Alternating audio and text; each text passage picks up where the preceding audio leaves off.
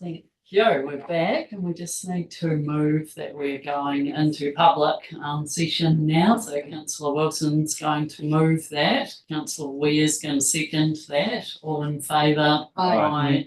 Against? Carried. Thanks. Now that we are in public session, it's my absolute pleasure to announce that this council has made a really significant decision or two here today regarding our regional policy statement. So we have made decisions today with regard to two processes. One's around the non-freshwater parts of our plan and the other one's around the freshwater parts. So we have accepted each recommendation of the freshwater hearings panel on the proposed freshwater planning instrument part of the proposed Otago regional policy statement. And we have also adopted the recommendations of the hearing panel on the non-freshwater parts. So yeah, we will be notifying our decisions on Saturday the 30th of March. We'll be notifying all submitters, and we also in that meeting we received an addendum to which was dated the 27th of the 3rd of 24. So that is what we did. So as a result of that, we will be releasing information publicly tomorrow, going up on our website. We will be, what you can expect to see there will be the panel's report, track changes of the RPS, with a cover page noting the decision and the resolutions that the council has decided and the way that we've voted, and that addendum as well. I don't think I've missed anything there. There's going to be a package of info anyway around the RPS that will be available tomorrow. And just, I thanked earlier all the people that have been involved, but it is a really, really significant project and an important piece of planning regulations that we have put together today. So just wanted to note that. Thank you very much everyone for participating in that process. We do have a tight agenda today and an important one. 7.1 is our next paper to be held in public. So if there's anyone that wants to come in that's been waiting outside, now's their time. So we're discussing the Land and Water Regional Plan and the options for timing and notification. I understand structure today we're going to have CE Richard Saunders doing an intro, then we're going to get straight into questions. Thanks, Gretchen. So, yeah, very brief intro, then we'll hand over for questions from council, acknowledging the importance of this paper. So this paper is a direct result of the resolutions passed at our Oamaru meeting. We're acknowledging that it is a week later than originally proposed in those resolutions to allow that conversation that we've just had on the RPS. The paper is about the future program for the Land and Water Plan.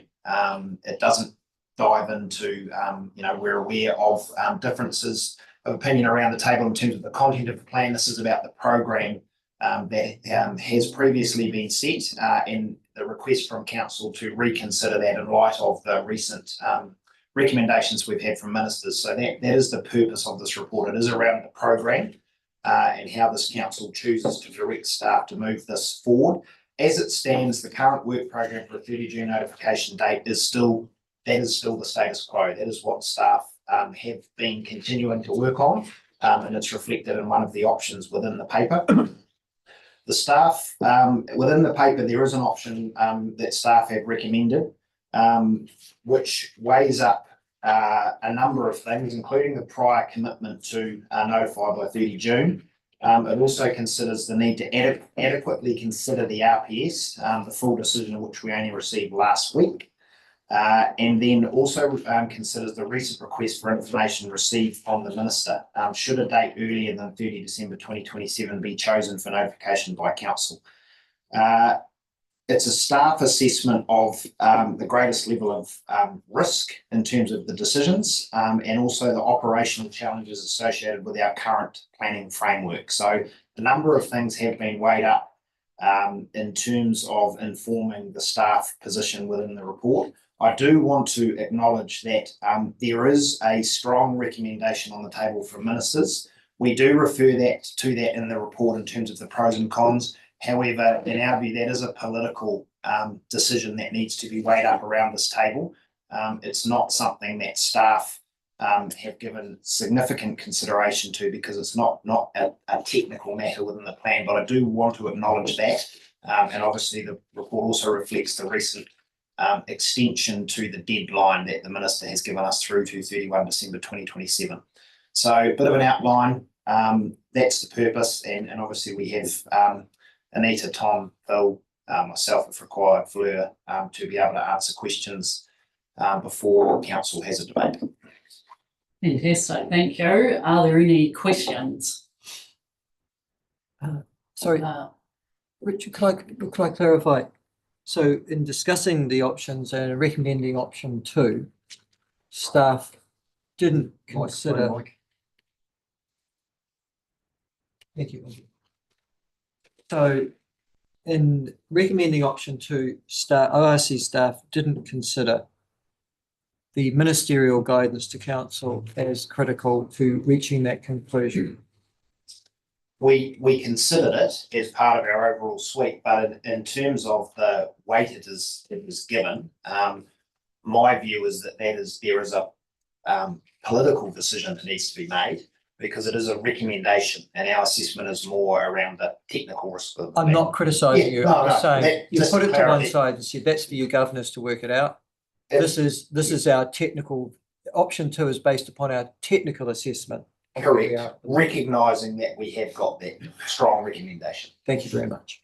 Thank you. I've got Councillor Wilson. Who else? Councillor Scott. 2 questions, one of which I know the answer already, but I will ask if the public could. This report was written before the RPS landed and before the staff had time to consider. So the staff haven't had time to consider the RPS in detail to inform this report. Yeah. And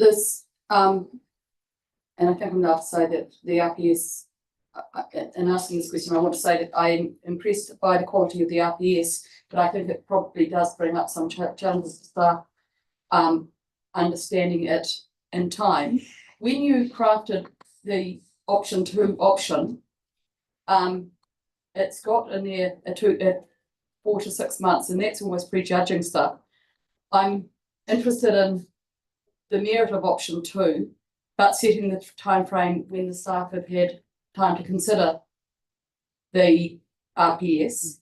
And on that basis, the question is, were you or are you still intending that option 2 have a date in it, or would that the date to launch, if we wanted to, and there may be some other things, may be in the May report and program. The new program would come in the May report, and in fact we wouldn't be setting a date potentially with that now.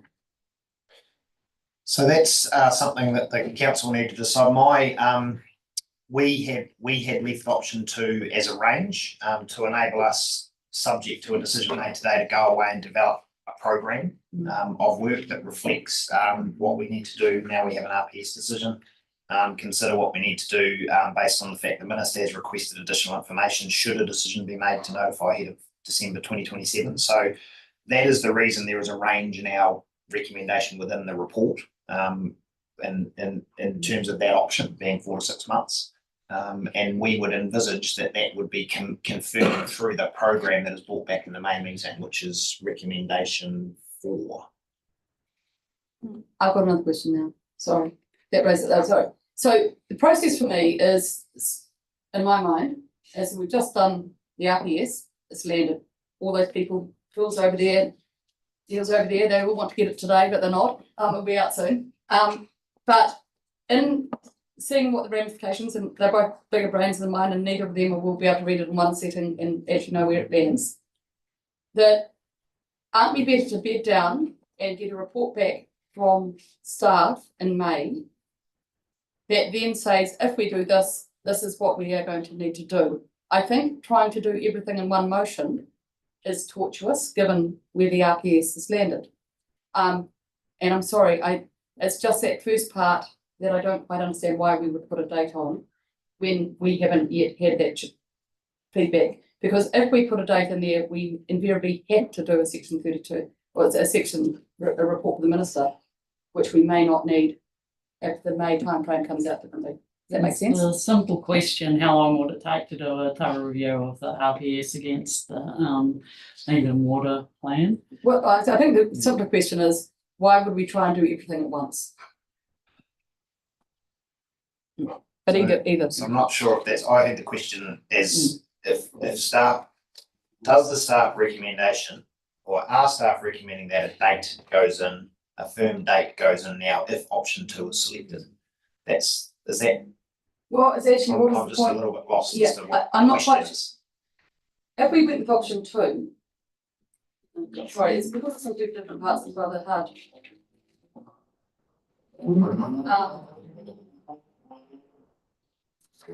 What isn't, sorry, the recommendations are different. If option 2 went in, why wouldn't you get the report back in May about what that program is, rather than setting in the option that what the delay is? Or are you saying that the delay is, so the dates aren't put in the option? Yeah. Yeah. I had thought that when you read the actual recommendations, it says option 2, which is a mechanism and a process. That's right. It doesn't have a date in there. That's right. So within, just for clarity for people following the paper, within paragraph 15, option 2 just refers to a short delay without dates. In the assessment of those options further on, which is under para 30, option 2, it It's 4 to 6 months. 4 to 6 months to allow time for council to consider the outcome of the RPS. So that is staff's recommendation around if there was to be a delay. Does it need to be in the recommendations now? That's really a decision for council if you would prefer a hard date. We are comfortable bringing back our program in May that sets that date, if that's the decision that council reaches. Last question, I mean, maybe it's for the debate, but last question is, maybe it's for staff. Having gone through a process of the RPS and bedded that down, isn't it slightly more respectful that we give time for it to be heard and considered before launching into a date saying that we can meet those timeframes? Heard by whom? Maybe that's debate. I suppose the response is we're comfortable with the options we put forward. Guys. Councillor Scott, you are next. Cool. I just want to signal my intent to move option 1. Thanks, Councillor Scott, foreshadowing that. We've still got some questions, but thank you. Councillor Somerville. Thank you. When a new land and water plan is notified, whatever date that should be, what weight does it immediately carry? I mean, how much of that is immediately enforced? How much of that is give regard to? How much does it need to wait for the hearings process? So I'm just going to pass to Phil. There's actually some actual legal words in there in terms of, yeah.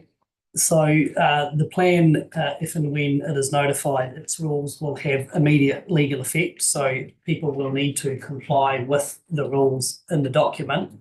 But there's a question then as to how much weight is placed on both those rules and the objectives and policies in that document compared to the weight placed on the operative rules in the operative plan and the operative policies and objectives.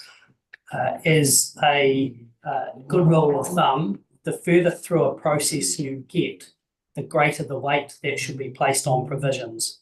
Flip that around at the very beginning of a process, prior to provisions having been challenged in any way, typically less weight or little weight is placed on those provisions, but they do have legal effect. Thank you. Councillor Forbes. Thank you. I'm just wondering, is there any risk? I mean, what's the process to extend a few months, a short extension? Is there a formal process that we have to do, given where the minister has pushed the deadline out? And presumably there's some risk of judicial review, and how do we look at that?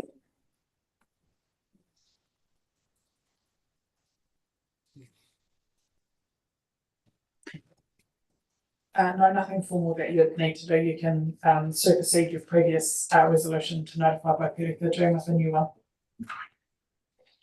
Okay, councillor Forbes. So there was a second part to that question, Alexa, around the. Yeah, I don't know how much we can talk about that, but Yes.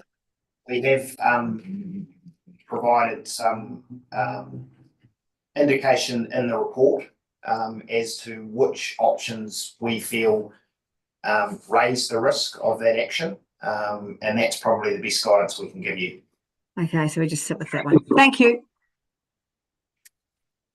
Councillor Laws. We've received the legal opinion today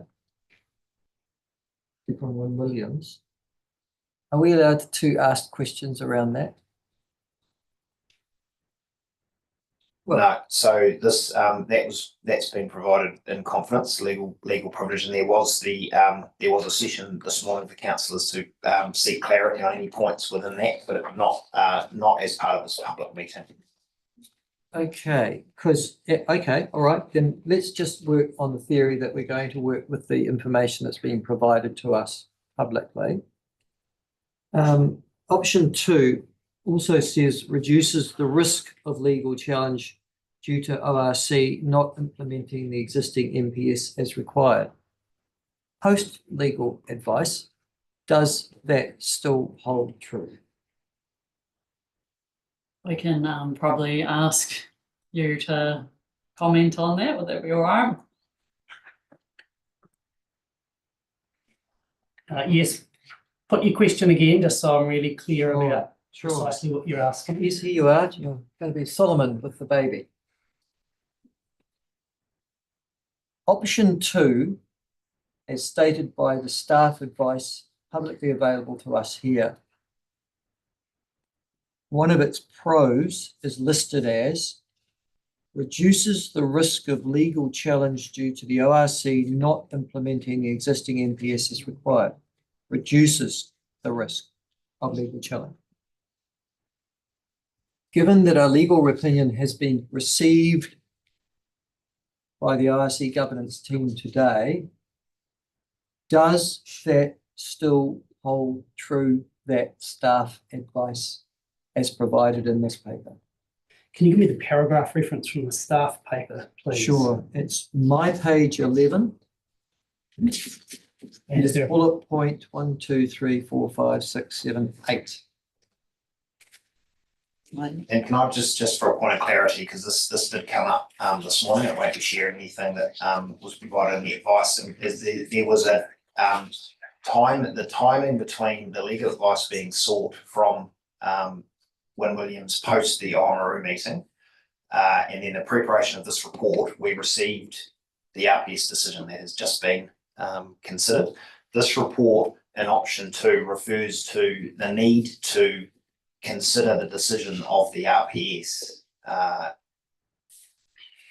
and to use the extension to consider any potential changes as a result of the RPS decision, not the option 2 within the existing legal advice based on the conversation at the ORC meeting was around if council is considering any shifts in the land and water plan to take account of direction we are given on future changes to the NPS freshwater. So are you saying that the legal advice was prepared without access to up-to-date information that is now contained in the staff paper? That's correct. So the staff paper is more current and relevant than the legal opinion on that matter. So the legal opinion is relevant for what it was asked to consider. The staff advice now takes into account the very recent RPS decision. So it reflects slightly differently. That's a really good answer to that question. Thank you. Second question. The option 2 also considers a short time delay of 4 to 6 months. It's defined in the text. Would that be sufficient time to meet the requirements requested by the minister? Yes. Okay. And so no shorter than that, you think it would be about 4 months minimum 6 months maximum. Yes. Thank you. Anyone else for questions? No more questions, I don't think. So we have a foreshadowed motion from councillor Scott. Do you want to just reiterate what you're hoping to move there, councillor Scott? Can I talk to it? Just tell us exactly what it is. Is it exactly the what's written here, or? Yeah, it's exactly option 1 to basically notify the land and water plan by the 30th of June. It's 1 to 5 with option 1. So just again, so. Okay, well, it's all the recommendations with recommendation recommendation number 3 being option 1. That's right. Yeah. So we would probably just take, also, sorry, did you just say moving all of the recommendations with? Yeah, which is notes report, notes the 4 options outlined, approves an option, so that's option 1, requests the staff report back, and they make it with an update Yep. program, Okay, that's so- fair enough, notes the report to What the happens minister. if they, yeah, I think we'd just move the ones, because if let's say they failed, then you've failed on a whole lot of ones that you would need for other ones as well. No, fair enough. Yeah. Clarify. Okay. That's the Tuesday. Brian's one, yeah, okay, sounds good. We could move 1 and 2, and then we could have Brian's one, just seems as though it makes sense in terms of a structure. Thanks, Brian, we'll come back to I'll your one. second Brian's. Yeah, motion. okay, that's good. We need to do 1 and 2. Okay, thank you. Do we have a seconder for 1 and 2? Councillor Somerville, does anyone want to speak to that? It's noting the 4 options and approving, oh no, it's notes this report and notes the 4 options. So everyone's clear on that. Do you want to speak to that, councillor? Oh, it's actually, do the mover and seconder want to speak? No. Councillor Wilson? I think it's absolutely fine, and I'm not going to vote against those, but I think it'd be very sad if we didn't have an option, and third one, in light of what's going to be moved. And that is that we note that the RPS has been accepted, because that isn't in this report. The mover, oh sorry, mover and the seconder happy to with that as well. Third, note that the RPS is been. Oh. Received. No, it's not just that, because we've adopted and accepted and a range of other things. Recommendations. Nita, have you got a suggestion on Just saying, you might RPS? want to say note that recommendations on the RPS have been adopted. Thanks.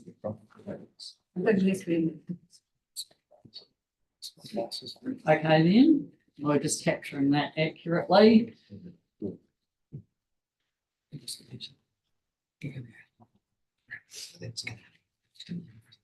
There's only one. Okay, sure, yeah.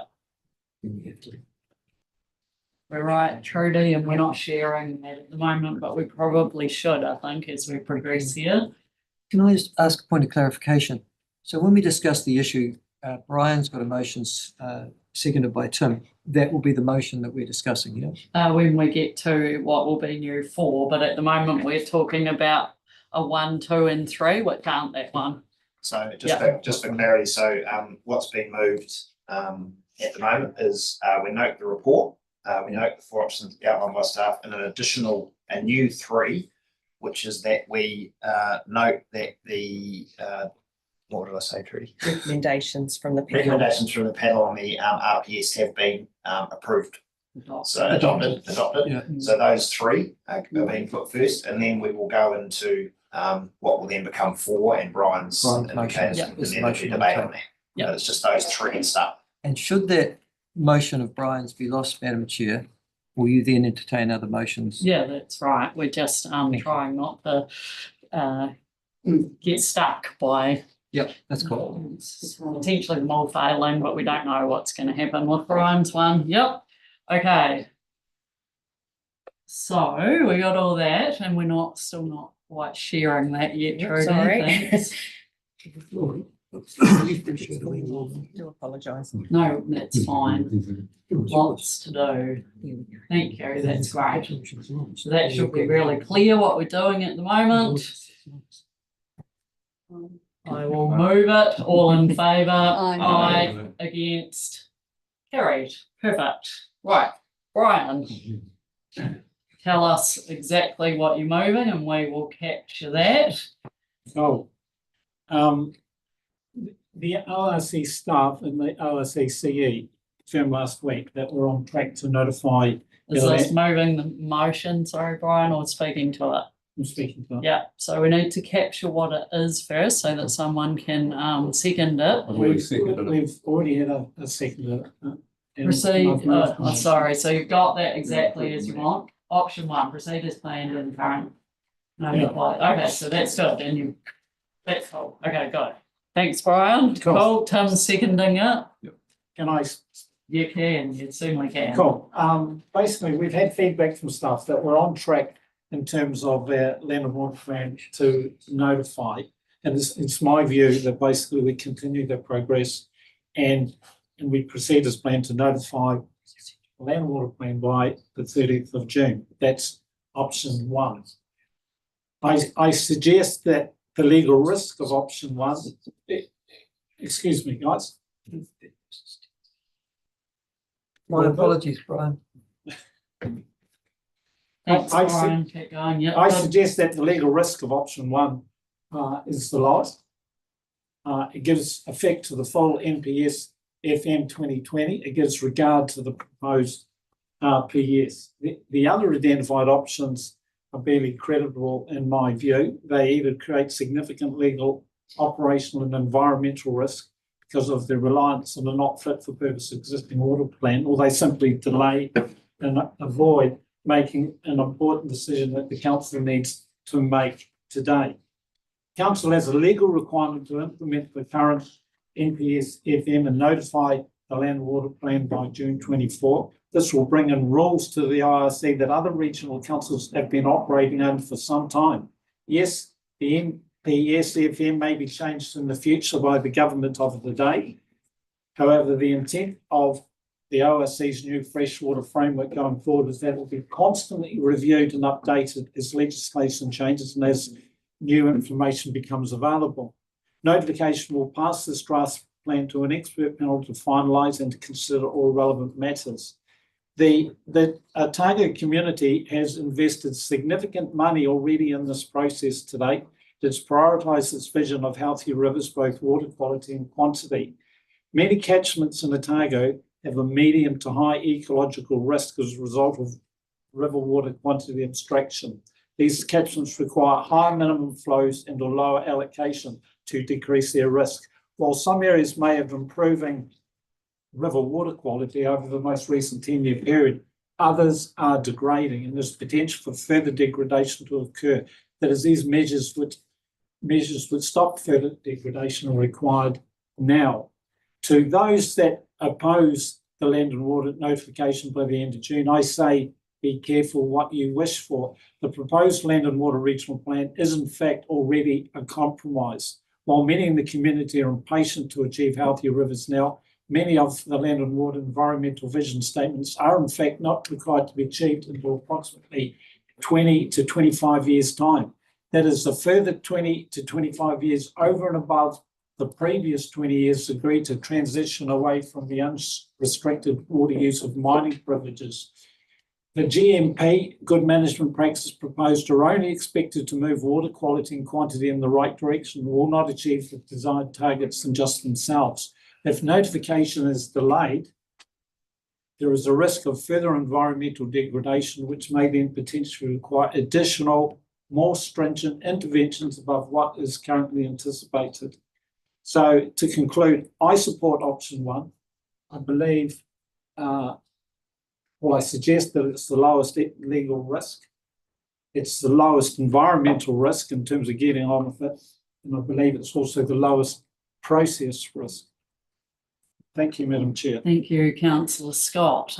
Tim, as seconded, do you want to speak now? Yes, Just looking at the current situation at the moment, we've got an outdated regional plan for waste and water management.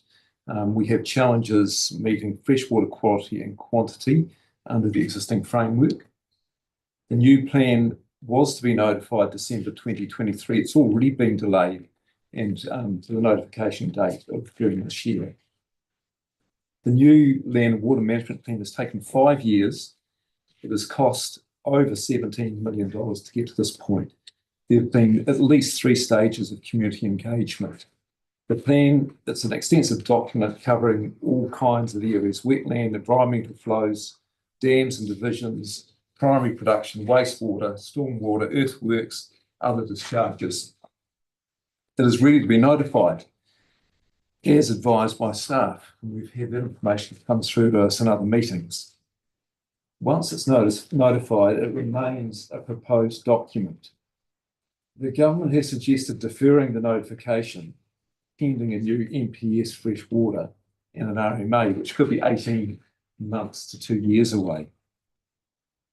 Contrary to some views, the government is not about to create an MPS freshwater that allows a free-for-all for irrigation companies and other significant water users to just help themselves to the detriment of the environment. The MPS freshwater is not a Labor government invention. The first MPS freshwater was created under National in 2011. Coalition government have also stated a commitment to improving freshwater quality for the benefit of all New Zealanders. The new plan is based on exactly these same principles. Changes can and will be made to the plan during the hearing process, which allows for any new or amended national direction to be included. The Council has been instructed under Section 24A of the RMA by the then Minister of the Environment to notify by 30th of June 2024. Legally, option 1 has the least risk, legal and technical. One of the fundamentals of good governance is to ensure compliance. Is it a Point point of of order or a point of clarification? At the point of order, I think that some of those statements have been made. Aren't meant to be, I thought we had agreed to read in public, but the other part, maybe I got that wrong, True. but have been nuanced and are nuanced. We haven't identified sources. Oh, right, it's a point, yeah, okay, it's an opinion. It's an Okay, important it's a part point of of order. Well, it's an opinion as long as it's not taken as effect. Okay, thank you. Okay. Yeah. Compliance with rules and regulations are part of the fundamental pillars of good governance. And this is what notifying us on the 30th of June will achieve. Deferring notification, as Brian has said, is just going to allow further complications with notification, and it could be extended beyond the dates intended. That's all I've got to say. Thank you. Thanks. Does anyone else want to speak to this one? Councillor Weir. That was something against first place. All right. I think in terms of options 3 and 4, scrapping the $18 million of work, in an attempt to delay another few years in hopes that the necessary environmental protections can be avoided forever is short-sighted and would be a very poor decision for the council to make, even ignoring any potential legal risks to these options. And I think that option 2, in terms of the justification for delaying a short while, some of that justification would be to pull things out that are only in there because of the MPS FM 2020, as we expect a new MPS to be written at some point. But I actually think that our visions for the environmental future of the region actually align fairly well with the principles of the current national policy statement there. And so there's nothing in there that we would need to remove just because it's in the current MPS FM, because they are like the environmental protections that we would like there anyways. And in my opinion, it would be a pretty big risk to take steps to strip away a national policy statement that's still legally in effect.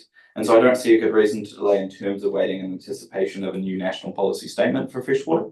There is, however, very good arguments for delaying for a short period to better assess the regional policy statement decisions that have recently landed and we've recently gone through and how they might impact the plan. I think the RPS process, is still subject to further decisions though, and we can't wait forever. We're keeping a close eye on that process and considering them at every stage that we can as we continue the process of notifying that land and water regional plan. And we can take those into account in the, well, not we, but they can be taken into account during that hearings process and the other legal processes that will follow that. And so I think on balance, the case for saying the course of option 1 is stronger in terms of the legal risk, the cost, the comfort that we can have knowing there will be a plan in place as soon as possible, helping us meet those statutory obligations under that section 30 of the RMA. And if we but if we're to go over to option 2, should this motion fail, I'd be very comfortable with that. And so I think it's vital that we have a fit for purpose regulatory framework implemented as soon as possible. And I believe option 1 is the best chance of achieving that. Notifying the land and water plan as planned would show that we're serious about our obligations to our community, to the environment. And if it were public information, this is where I would quote our legal advice directly. But in all honesty, I'm still weighing up the merits of option 1 and option 2 in light of the masses of new information that we have in front of us. But I'll be voting in support of this motion. Cool. Thanks, Councillor Ware. I've got Councillor Wilson, then Callaghan. I am absolutely shocked that anyone would even think that option 1, given the RPS hearing and having read it, which, well, I hope they've read it. Maybe they haven't read it. Don't know. I'm absolutely shocked that people having read the RPS would think that we would make our staff try and jump through the loopholes that notifying on the 30th of June would give us. What is actually even more contentious is the suggestion that, we can just fix this through your hearings panel.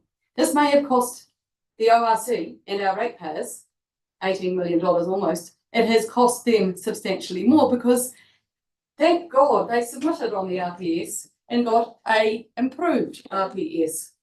I have a huge disdain for people who think that you fix these things by going into battle.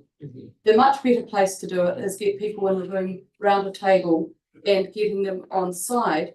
And I'm sorry, Bill, I know that you've made lots of money out of being a lawyer, but seriously, I'm sure you'd rather we were talking in different ways as well.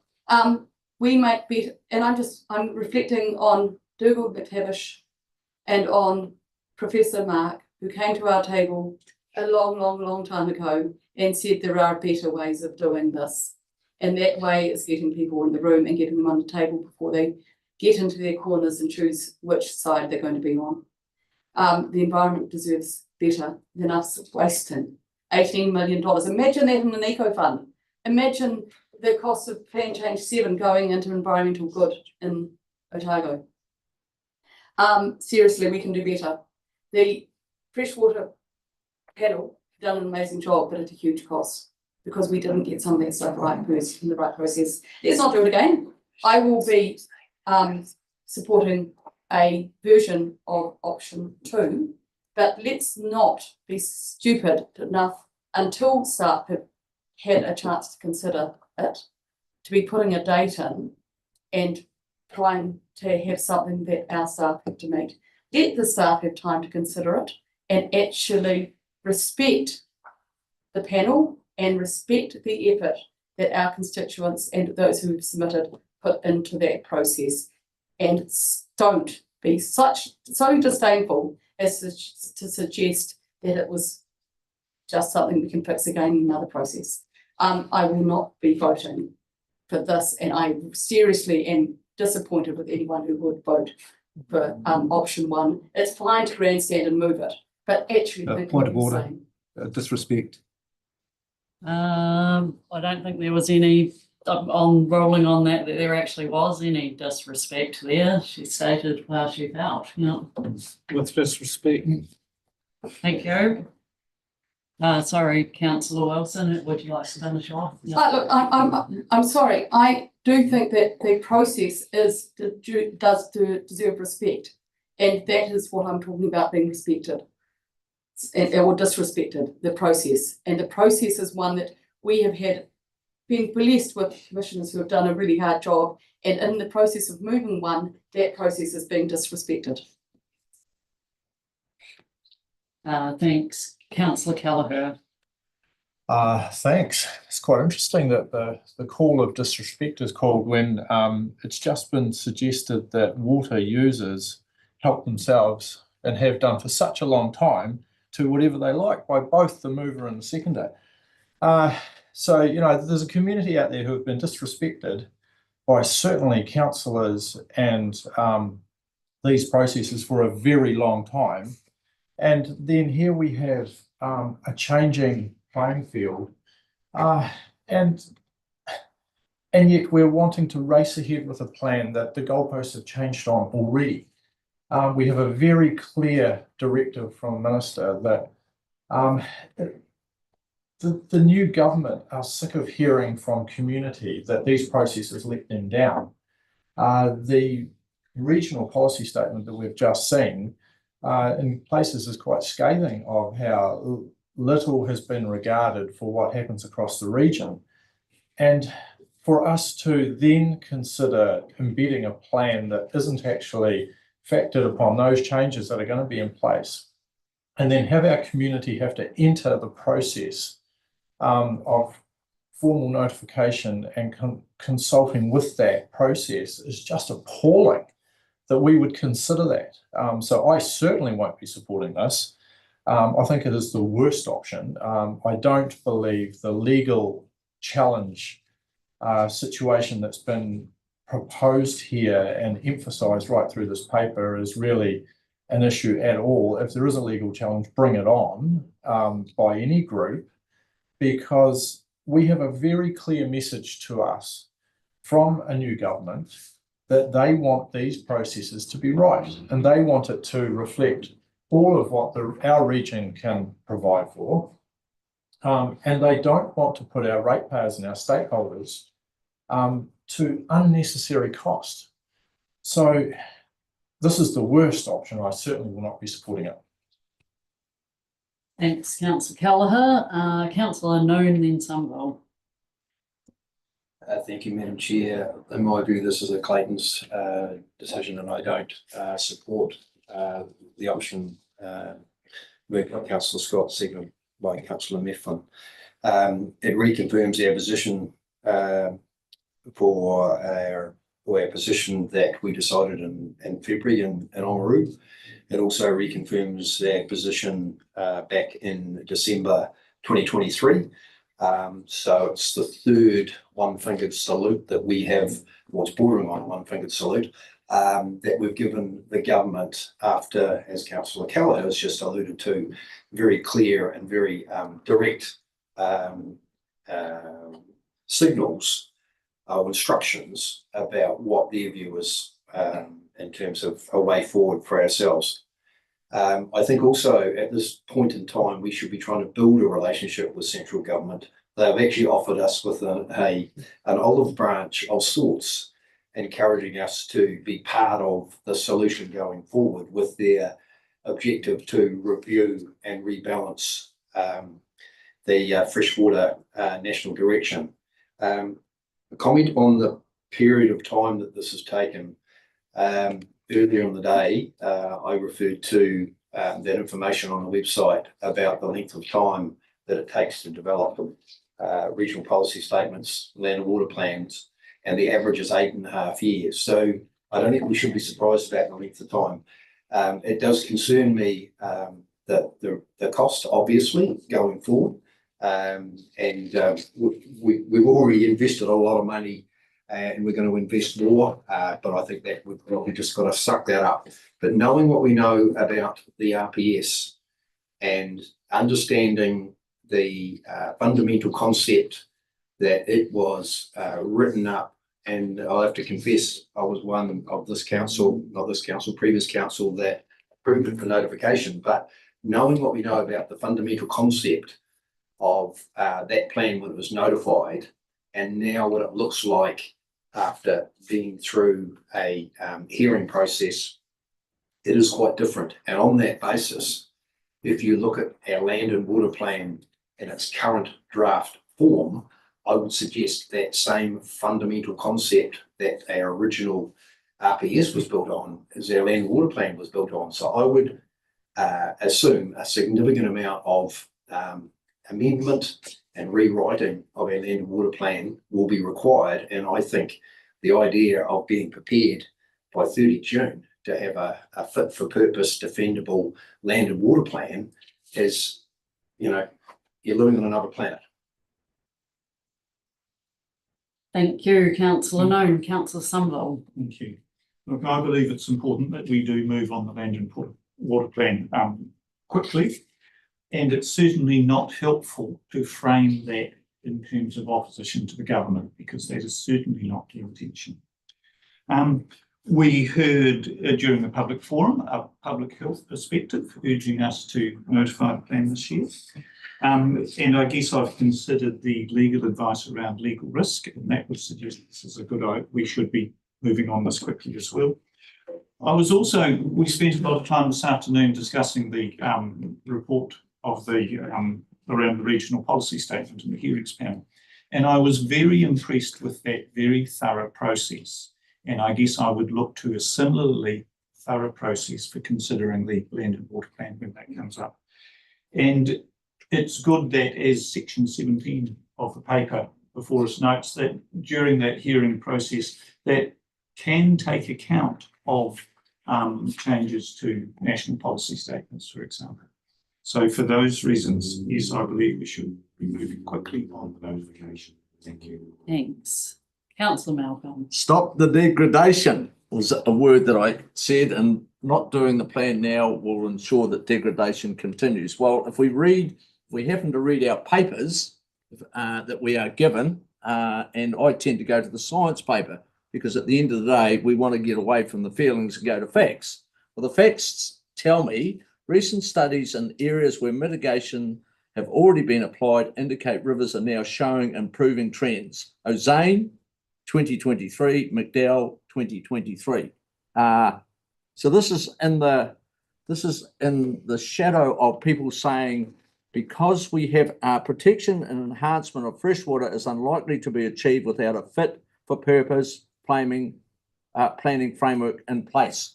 Well, I go to science, and science tells me, well, actually, things are happening correctly. And I also look at my community. And so that statement completely disregards what is happening at Te Hakapupu, what's happening at the Menahira Care and Thompson's Creek in their wetlands, which completely contradicts what the East Otago catchment's doing, Waiwanakin's doing, Te Aki Maniatota's doing, the wetland at Waipahi that most of us had a look at. There's work being done on the Tomahawk Lagoon. Where have I missed? Te Whare o Waitaki. There's whole big plantings. The whole of the Waitaki River is being sorted out by iwi. Nosland. Have you ever heard of them? Yeah, there, and I can give you every tree that they have planted in my area in the last 5 years, if you want it. But in fact, these people are working their butts off. There's right now a new catchment group being formed to tidy up the Awamaka stream, because yes, they have recognised that there are some issues with it, but they are working. They are not waiting for a plan. Our communities are working flat stick and doing the stuff right now. Dead simple. Bang, there is no further degradation going on in my spots, because in all of those spots, the people are doing the work. I think there's even a wee bit of work being done down the Pomahaka. So I've heard a rumour.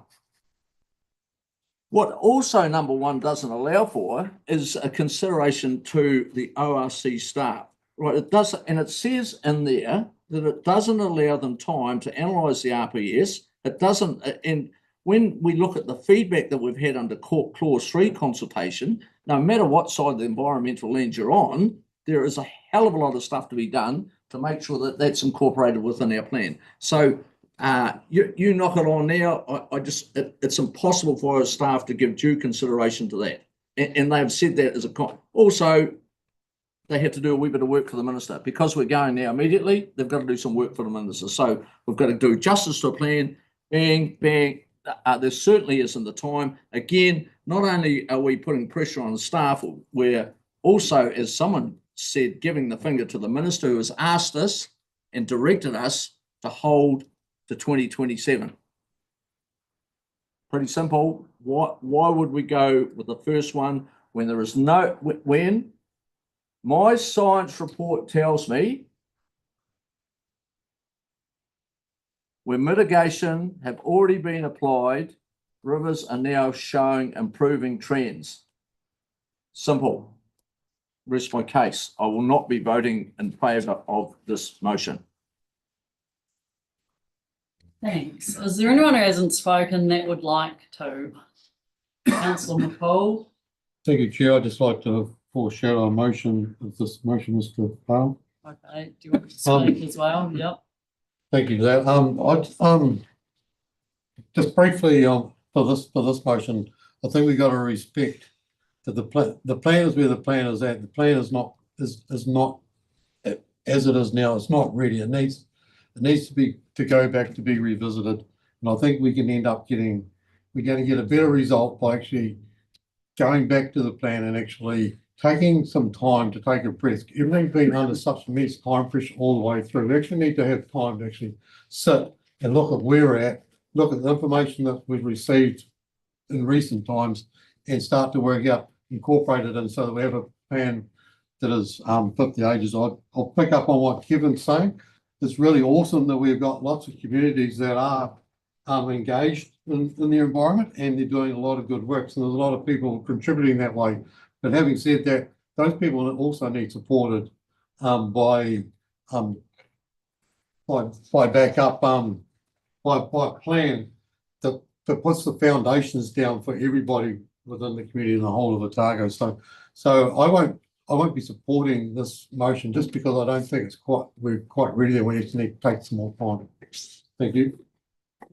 Thank you, Councillor. Forbes, sorry. You probably had your hand up for ages. Thanks. No, I haven't. I just wanted to say I'd be happy to support Councillor Lloyd McCall's motion, second that one, and I'll speak at that time. I think that's more appropriate than now. Is that right? Good. I don't think you've spoken, but you don't want to speak now? Okay, good. Okay, Yeah. I'm going to signal that I'm not going to vote for this one, and simply because I don't think there is enough time either to give justice to the RPS, the request of the Minister for the Environment, and to carefully consider the clause 3 feedback, which is really important too. It's a timing one. Thanks. Okay, so I think everyone who has spoken has had a chance to do so. We'll call for a division. Oh, sorry, am I wrong? Oh, sorry, yeah, right of reply. Sorry, it's been a long day. Absolutely, No, Councillor Scott, and you're very helpful there, Councillor Wilson. Look, Mike,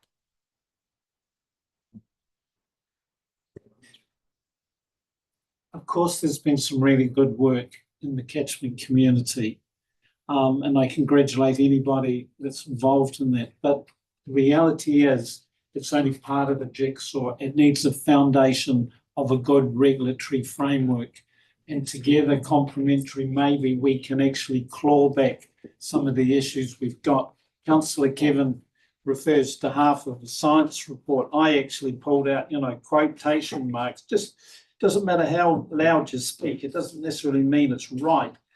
The quotation was, while some areas may have improving river water quality over the most recent 10-year period, others are degrading and there's potential for further degradation to occur.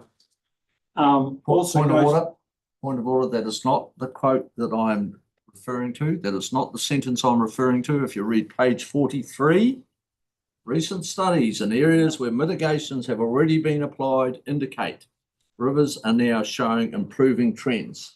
You're correct. Right, thanks. Chair. You're correct that was there. No, thank you. It's a point of order that it was there. I get to make a ruling on that because that's how standing orders works. then we move on and you get to Um, continue. Thank you. The final point I'll make, Madam Chair, is that quite simply, we have an opportunity to notify this plan, to pass it over to the independent panel. And we've talked around the good work of the RPS panel. We've got that opportunity at the moment. And it seems to me, you know, we need to treasure that opportunity and we need to take it, because that opportunity, for all the different reasons that we know about, mightn't be there in the future. So that's why I've moved option 1, and I hope we don't sit back and reflect on this opportunity. Thanks, Councillor Scott. We've all finished debating. So yeah, a division, thank you. Councillor Forbes, Apologies, no. Councillor Kelleher, No. Councillor Laws, No. Councillor Malcolm, No. Councillor McCall, No. Councillor Metham, Yes. Councillor Noon, No. Councillor Scott, Yes. Councillor Somerville, Yes. Councillor Weir, Abstain. Councillor Wilson, No, Councillor Robertson, No. 8 against, 3 for, 1 abstention, motion failed. Motion is failed. Councillor McCall, you've foreshadowed a motion. Would you like to read out what you're proposing? Yes, thank you. I believe Trudy will have it, but my motion is the council requests the staff prepare the draft land and water regional plan for notification by 30 September 2024, and the additional time is used for the reviewing of the impact of the RPS decision on the draft plan, prepare the request advice for the Minister for the Environment, and ensure that the clause 3 feedback has been appropriately considered and factored into the plan. Thank you. Councillor Forbes, you've got that. It's up on the screen. That's your understanding of what you wanted to second? Yeah. Okay. Councillor McCall, would you like to speak? Yes, thank you. Thank you. As a regional council, we're tasked with the responsibility to protect and enhance the environment for future generations. In doing so, we're tasked with responsibility to take into account the social, cultural and economic strength of our communities. The Target's current water plan is not fit for purpose. It's not providing a level of protection required to meet the objective of providing for our future generations, fresh water for our future generations.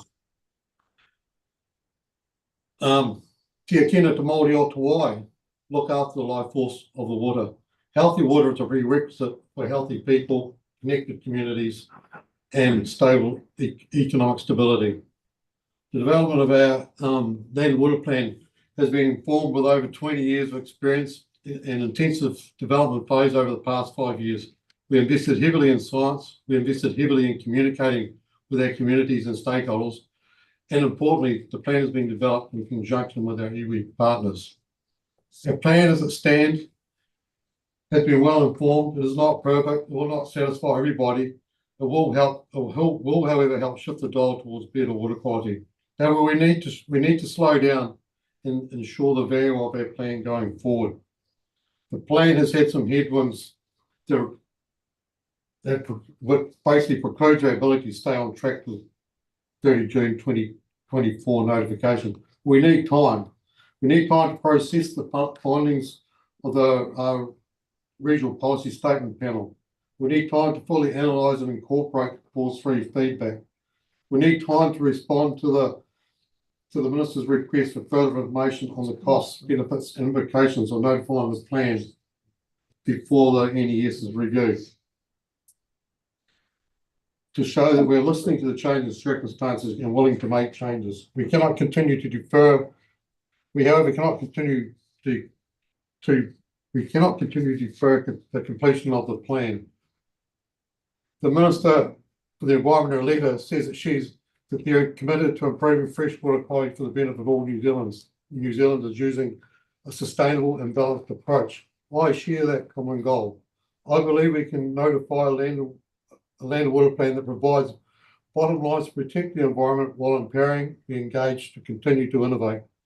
This will require the ORC, government, stakeholders and communities to work together in the final development and implementation of the plan. Our investment in the plan by our ratepayers, iwi partners, communities and stakeholders has been significant. Managing freshwater is not a constant. As circumstances change, so too the plan must change. These changes will be informed by updated science, changing social economic expectations, changing community priorities, or changing in political direction. Our communities have been held in limbo for too long. The plan will give some certainty and allow affected parties to get on with it. We need to get the plan into acceptable shape to go to the hearings panel. This panel has wide paths to receive submissions and take on board any legislative changes and making their recommendations. Using this window will help ensure a fit-for-purpose plan. This is the best option. Thank you. Thank you. Councillor Forbes and then Wilson. Thank you. When we started with this, I was it was really quite tricky going through this whole plan, looking through everything, looking at it from a more urban perspective, but hearing the feedback mostly from the more rural perspectives. And I had to really go back and look at the origins of all of this. And the SPFM, the National Policy Statement, Freshwater Management, that original version was 2011, new version 2014, amended 2014 version in 2017, the most recent version in 2020. And then, we accepted, at the first meeting I had as a councillor, we were presented with the Skelton report, and we ended up accepting the minister's directive in 2019 or early 2020 to notify the new land and water plan by N23 and then extended to 24. So now a new government has changed that deadline for notifying the plan, and they say they're going to change this policy statement again. So it's about to go through yet another review.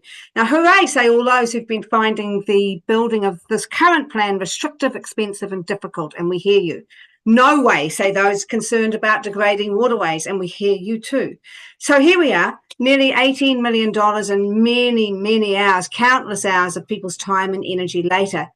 And I think it's fair to say it's challenged all of us, the community, us around this table, all sorts of people to the core. Today, we've accepted the hearing panel report on the higher level document of our RPS, and time is now needed for staff to align these, among other things. There are some serious implications to putting this notification off longer than a few months, not least of which is the situation with Plan Changes 6AA and Plan Change 7. And hanging over it all will be the potential for judicial review because of our failure to meet the requirements of the NPS if we don't get on with this quite quickly. We have a legal requirement to implement the current NPS, even though we know that the government plans to change it. That legal requirement stands. So taking a relatively small quantum of time now to align the plan with the higher order document, the RPS, I think will cost us a lot less in the long run in time and energy.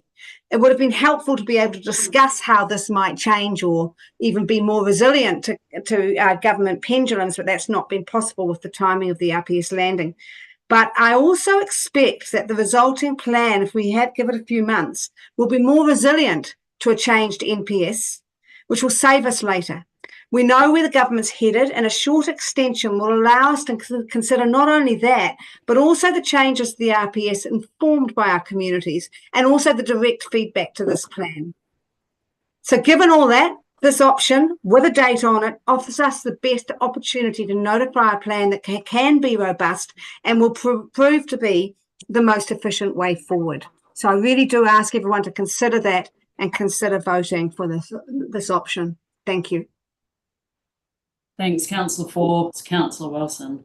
I've been criticised many times by the seconder of this motion for putting policy on the hoof. This is policy on the hoof. A date picked out from absolutely nowhere, not asked of staff. No one asked staff that in the question section, would this date suit? And added into a motion. The motion that had been given by the staff was give us time to work out what we need and we'll present it to you in May. And policy on the hoof, a date has come in No reason, no judgment, no question even asked of the staff whether it's suitable. And we've got to, I agree with the mover though, that we the council need to do things. And yet we've just told we will get the staff to do it. They can do it. Actually, we have to start taking some ownership ourselves and understand what the process is. So again, I can't accept this motion because of the date, and I can't accept it because it just puts it all back on the staff to do the work, and we'll just sit there and watch. Actually, it's time that we lifted our game up and understood that. And that's exactly what presenting us with a program of work in May makes us stop and think about it.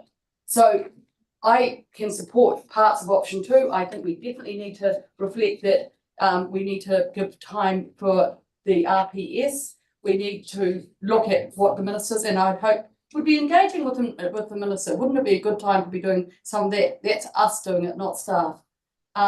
And then we have to ensure that the clause 3 feedback is appropriately considered and factored in. But no, we already know that. We haven't even got it, but we're still all of it, and we're still happy to say that we can do it by the 30th of September. Gosh, we're amazing. Sorry, I won't be accepting this. I'm happy to foreshadow a motion that I circulated before this one came in. And we haven't even started on the section 32 analysis that has to happen with some of the stuff, and what that looks like. So if I go back to what I will and had foreshadowed to people is, that's right. I want to both thank Andrew for reminding us what Peter Skelton said.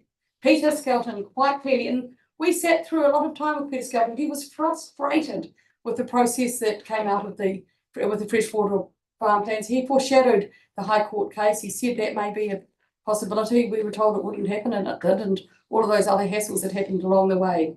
He quite clearly says in his advice and in his recommendations, and well done, the CEO or whoever sets our council meetings, because our council meeting is on the 22nd of May, and on my counting, we will know what the appeals are like by the 14th of May. So on the timeframes, let's just leave it to May. Let's see what the appeals process are.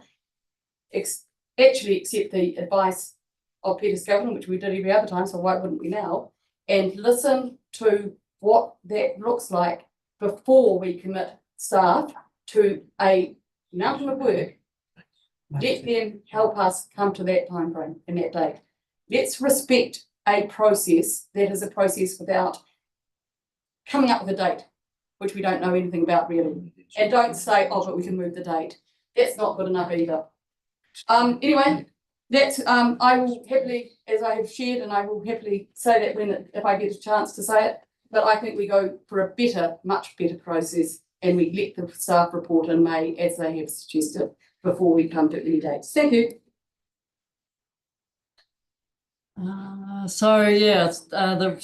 Just clarifying some things then. There is a staff reporting in May. I'm just double checking that. Anyway, in March. No, where is it? In May. Recommend. I'm in the wrong place. It's in the next recommendation. Yeah, so it is there. The other thing is that standing orders do allow for questions when we are in debate if needed. So the first one would be, does the council get to make another decision when we notify? So based to the decision to notify the plan. And the second one would be, can the staff meet that time frame? Because that is a very important one. I'll perhaps pick up the first question, which I understand to be, is a decision required at the time of notification? The answer is yes, a formal council decision to notify the plan is required. Yeah. Now, I didn't catch the second one. The second one, sorry. So yeah, the second one's probably a starting question for around the ability for us to deliver within the timeframe. So we'd indicated 4 to 6 months based on an early assessment of and it is only an early assessment of the RPS decision because it's been done in detail. 3rd September can be achieved. It will be tight. And we would just have to work to that time frame if that's what's set within the motion. Thank you. Councillor Laws, I think you were actually next, if you want to speak now, Sure. or we can come back to you. Well, there are questions. If there are more questions, then perhaps we should have those first. A question, yeah. Madam Chair, yeah. Should we also include where it says clause 3 and 4? That's probably a question for the CE in terms of iwi feedback as well. So that would occur anyway as part of the process. Okay, but That's a process issue we would need to undertake. I Clause just 3 is referring to the conversation we've had previously. with key stakeholders. That there has been some late clause 3 feedback because of a issue with sending that out at the time. So it just notes in here that we are providing time to ensure we can consider and incorporate. Yeah, we need that to make particular time feedback. to ensure that clause 4 as well. What will happen? Yeah. Thanks, Councillor Scott. Councillor Laws, then Callagher. The first thing I want to say is that I don't think any of us around this table are really in opposition with each other in trying to improve the environment or the water sources of Otago region. In fact, it's why we all got elected and we sit around this table. And Brian and Gretchen will remember, and Andrew as well. We were here in 2017 for those new councillors when this council rejected staff advice and said it was time for the Otago Regional Council to align its water policies with the National Policy Statement on Freshwater Management. The first iteration was 2011. The second was 2014. The Otago Regional Council ignored both. And in 2017, all the junior councillors around the table got together and said, no, it's time to bring the Otago Regional Council into national alignment with the environmental principles as outlined in National Policy Statement on Freshwater Management. With all due respect, my friend, I remember you being on the negative of that.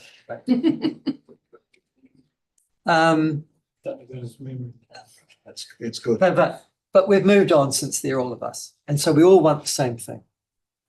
And that is to improve this. The difference, I guess, since 2017 to now is that governments have shown a much greater interest, and I'm not talking singular, but plural, in also restoring and improving the New Zealand environment and waterways. And I note in the coalition agreement between the National Party, the ACT, and New Zealand First parties, the intent of their policies is, as you noted yourself, Brian, to ensure that our environment is improved and enhanced, not just for ourselves, but obviously for the generations to come. The other thing that I want to point out, and this is perhaps for newer councillors, is that there has been a fundamental realignment between central government and local government in terms of environmental policy in New Zealand. Once upon a time, it was just left to the councils to get on with it. Now, central government over the last 6-7 years, even before then, Nick Smith as the Minister of Environment, has started to direct councils to particular aims and objectives. And I think all of us, Gretchen, who's been around here a long time as well, would agree it was needed, it was necessary, and it's a good thing. So I guess what I'm trying to say to everybody around this table is it's really important to build a functional partnership with central government, to work in alignment with them. And on this issue, perhaps more than any other, because if we do, we not only improve the waterways of the Otago region, but we will need central government on countless occasions over the next 2.5 years to seek their assistance in any number of regional initiatives that we'll want to undertake in our region. And I can think of wilding pines being but one, wallabies another, pest management, biodiversity enhancement, you name it. We're going to need government on our side. We're going to need to build a relationship with them. We're even going to need on occasions direct funding. This is an opportunity to build that relationship with a new government. Now, you know my views on, and I don't need to repeat them, on the infusion of Te Mana Rotowai into the last National Policy Statement on Freshwater Management. But this government is going to get rid of that infusion. And instead of a sort of a combination of ecological activism and sort of spooky spiritualism, we're actually going to get, it would appear in the new policy, an acceptance that science drives us and science alone, and that we make decisions based upon that. Now, this letter from Penny Simmons dated the 15th of March, it isn't a declaration of war. It's not an act of opposition. It's, gee, I want to work with you. And the fact that Gretchen and Lloyd sat down in her office, I can't imagine she read the Riot Act to you. I imagine she asked, what the hell are you doing? But she also acknowledged that there is going to be a relationship between our leadership and theirs. And I welcome that. I think it's a fantastic idea. Now, she sent us this letter and she just said, listen, you need some time to align the new NPSFM that we're going to bring in, because it is different than the one we've got, with your plan. That's in the third paragraph. And then she said, and I don't quite understand you carrying on, which if you're going to carry on without it, because the newest NPSFM we think is going to be a considerable improvement on what has been and gone. Now, if we're going to carry on with the idea that the last one, which was infused with almost a philosophy of Te Mana o Te Wai, it wasn't simply a let's go on this, it was a cultural, spiritual, philosophical foundation that underpinned the new SPFM, and that's going to go. And it's going to be much more a concentration on what works and what doesn't. I welcome that. So I understand, Lloyd, your good intent, but I think that if we are going to build a relationship, let's start today. And let's wait until we have a better understanding of what is intended. We would be the first off the rank if we notify this year. No other regional council is notifying their land and water plan this year. The first is next year, other than us. That's next year. And all of them are taking a cautionary approach. All of them seeking to build a better relationship with central government. And just to induce an element of politics for this, for God's sake, think about that. The last time we had a 3-year government in this country was 1972 to 75, and Norm Kirk died in the middle of it. There hasn't been a 3-year government since then. So it's really important, can I suggest to you, to have a good political relationship at the start of a term. Lloyd, I think your intention is good. I just want to wait. I want to wait until we have more clarity coming out of Wellington. And I don't think that any of the money that we have wasted on this, particularly the science, I have to say, is not wasted at all. It will drive us going forward. I ask of all of you, let's not get involved in confrontation anymore. I am asking that we are united, that we have a consensus here, that we just wait a little bit more to get some clearer direction out of Wellington. And then we can have a fit for purpose land and water regional plan that all of our region can buy into. At the moment, I would be disappointed because I believe that it sets up conflict, and that conflict would be inevitable from the 30th September. Thank you very much, Madam Chair. Thanks, Councillor Laws. Councillor Kelleher, sorry. Yep. Thank you. Some wise words said there. Sorry. Some wise words said there. I won't be supporting this motion. It is time bound, and I don't believe that we actually have the ability to be time bound. What this motion doesn't do, it doesn't work with central government. Central government have put out an olive branch to us. They have clearly said they are going to change and make changes. They want those changes to be embedded into a plan that is fit for purpose. The example made of the middle finger to the government is very factual, in that that is how this situation is being viewed.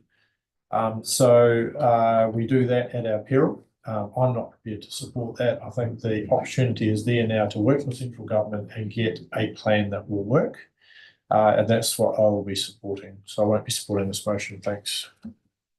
Thank you. Anyone else? Oh, sorry, Councillor Sandwell, you're next. Thank you. Look, other regional councils are grappling with this issue of the timing of their plans as well. A recent report to the Taranaki Regional Council has a heading, "Change is a Constant." And it goes on to say, at various points since the first NPSFM in 2011, Taranaki Council has chosen to pause or slow development of freshwater plan updates that would meet the requirements of the NPS in place at the time. This has led to our existing freshwater plan now being over 22 years old, without any updates beyond those enforced by central government direction. Let's not go down that line. So I support this, we're happy to support this proposal for notification in September. Thanks, councillor Somerville. Anyone else want to debate on this? Councillor Noon? I'm tempted to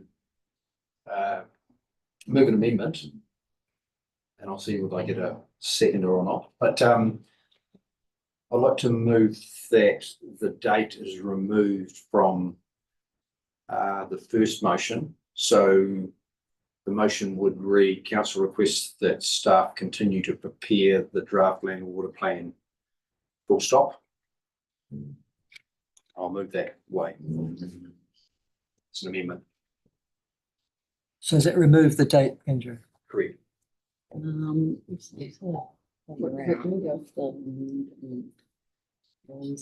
got all over the ones, whether they all don't. Sorry, Andrew, just to confirm, are you just finishing it plan and letting everything else? No. So those 3 bullet points would still be, so that's why I put the word in, included the word continue. That council requests that staff continue to prepare the draft land and water regional plan, and We might not go could have noting work continues on reviewing the RPS decision, preparing the requested advice from the Minister for the Environment, and the third one, ensuring that the clause 3 is taken into account. No, they're all, it's all one. So this is similar to the motion foreshadowed by councillor Wilson. Yes. And so, I mean, obviously there's a discussion with the mover and seconder around whether they're prepared to accept the amendment within their original motion, and then we would effectively. I'm wondering if it's actually an amendment or something quite different. Well, all it does, Madam Chair, is it removes the timeline. And that, to me, seems to be the discussion around the table where there is a degree of difference. And I'm still worried that if it failed, then with all those other things that are in there, like reviewing the impact of the RPS, which are obviously important to happen, we can't come back to them if they've failed as well. It would only be the development fail. what I'm trying to say, You can go back to that. Okay. Yeah. Right, so we've got an amendment, which becomes the motion if it has a seconder, but I can check whether or not the mover wants to entertain that as part of the original. No, I'd prefer to leave the motion as it was. Yep, right, so it is an amendment then, so I need to deal with that one immediately then, so does it have a seconder?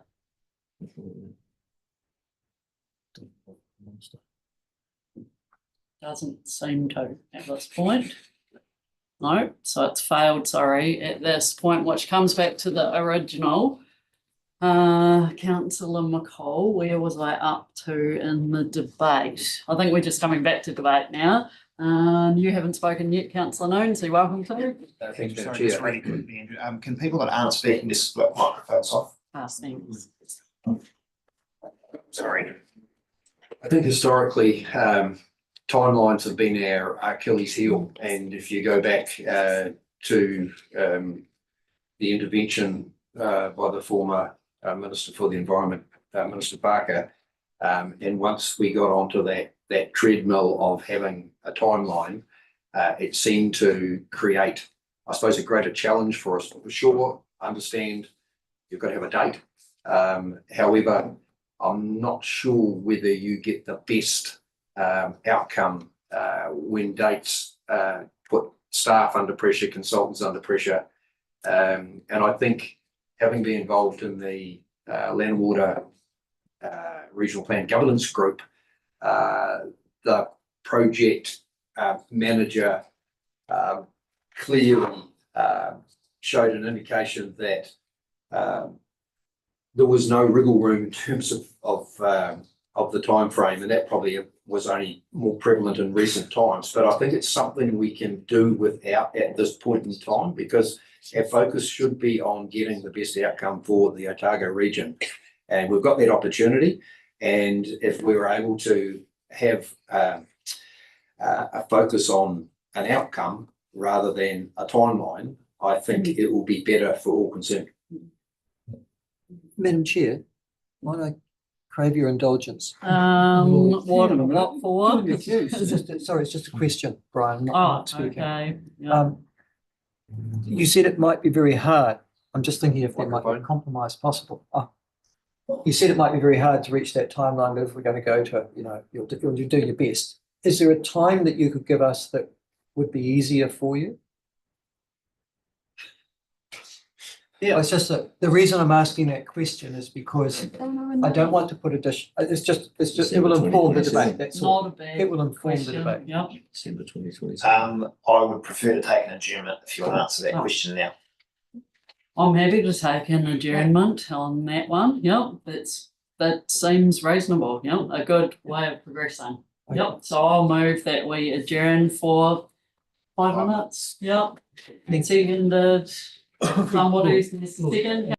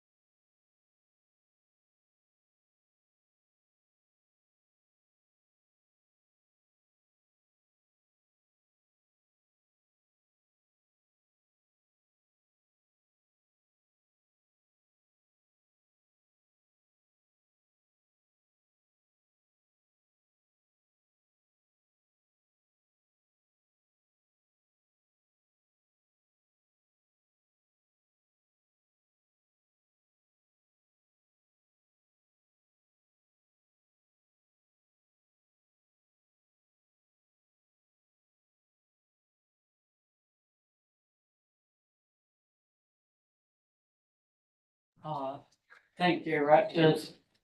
So yeah, we're just back. We're now live and we're unmuted. Yeah, so the Can help. the question posed was, do staff have a preferred date? I think that was the question from Councillor Laws. So I'm going to answer it in three parts. So the first is that should the mover prefer to retain the existing motion, then we will undertake to deliver a plan by the date that's set in that motion at the moment, which we can pop back up on the screen. That was 30 September. If we were given an option to appropriately assess the steps required to carry out those bullet points and then bring Paper. a plan back for endorsement of council with a notification date. We would prefer to have no date and bring that in May when a proper assessment has been done. If there needs to be a date in here, because that is the the wish of council to ensure there is a date in there that holds to a time frame, we would prefer to have one more month than what is up there at the moment, which would be the 4-month extension from 30 June, which would be 31st of October.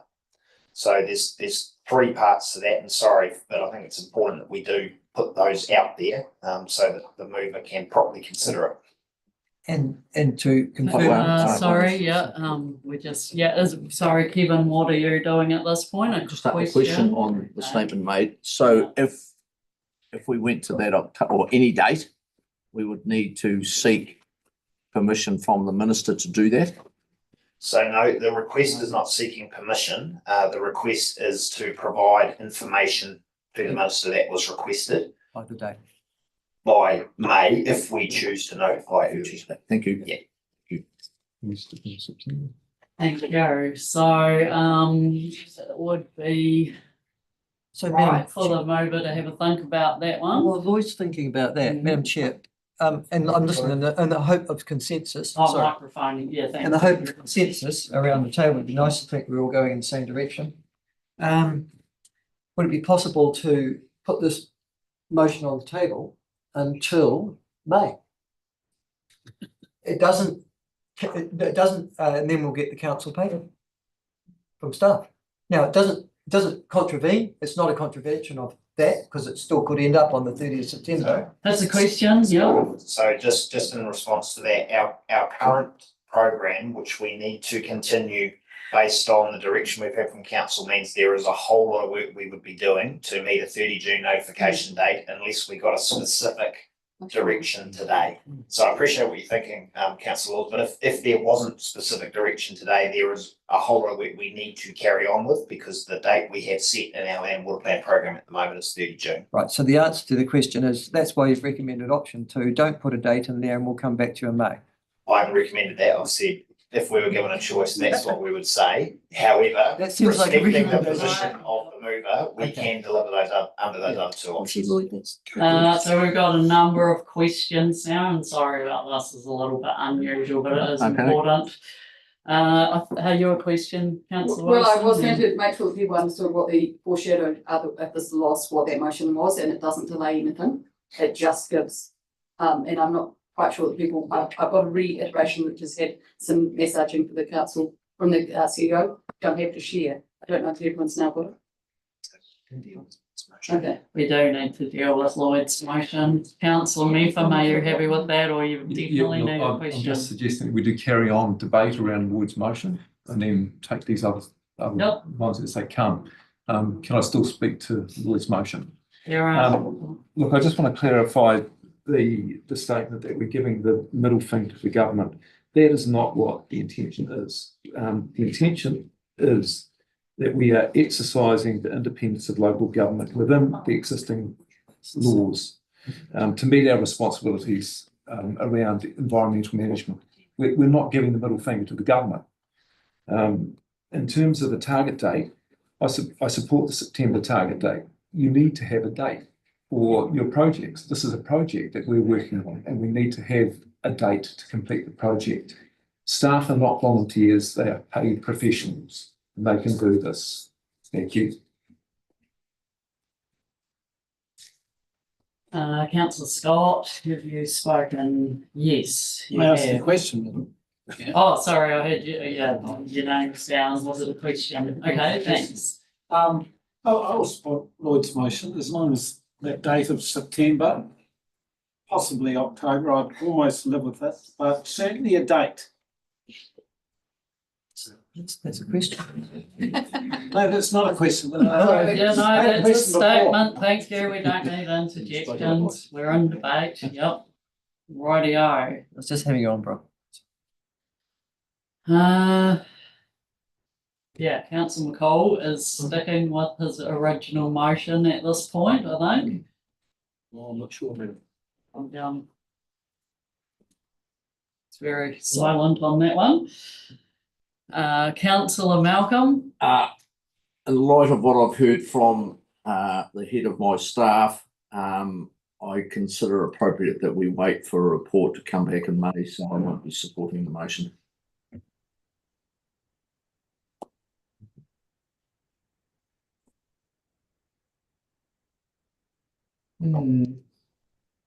Yep, we hear one mover and a seconder, but yeah. Sorry, councillor Ford, what would you like to say? I'm wondering if we could think about an amendment, but this is, I don't know, an amendment setting a date and go back to option 2, but set an amendment for a date in May to be set then. Yeah. I'm looking for a way forward, but I'm. The 30th of September, is that right? And well, that's what we're currently thinking is, and that's what the motion is, but we could ask for a date to be set, a date for notification. We could ask for that to be set in May when we have that report. To be decided in May. Yeah, so To be that's decided in May, yeah. the motion that's the alternative motion that's been foreshadowed by Councillor Wilson should this, I think we're back to the mover has moved a motion, has a seconder. We're in debate. She's still seconding. Well, yeah, Councillor Forbes seconded. she's just, yeah, it's a good question of whether she still is, but given that. No, I'm still seconding it at the moment. I wouldn't mind your thoughts actually, Lloyd. And I see we've just got something through from Kate, which I haven't checked yet. So where are we? Yes, the motion be put. You have to move that. Yep. You have to have a seconder. Yep. Do we have a seconder, councillor Mepham? Do I need to get everyone to agree to that? What's this for? To put the motion. All in favour? Aye. Against? Carried. Okay, so we are now putting the motion. I ask for a division. No, you don't. No, she's got it. No, she didn't. Yep, we'll ask for a division. I have to do it. Yep. Hang on, which motion we put here? This is Lloyd's and mine? Yep. Okay, The original, are we? the original. One that's up on the board.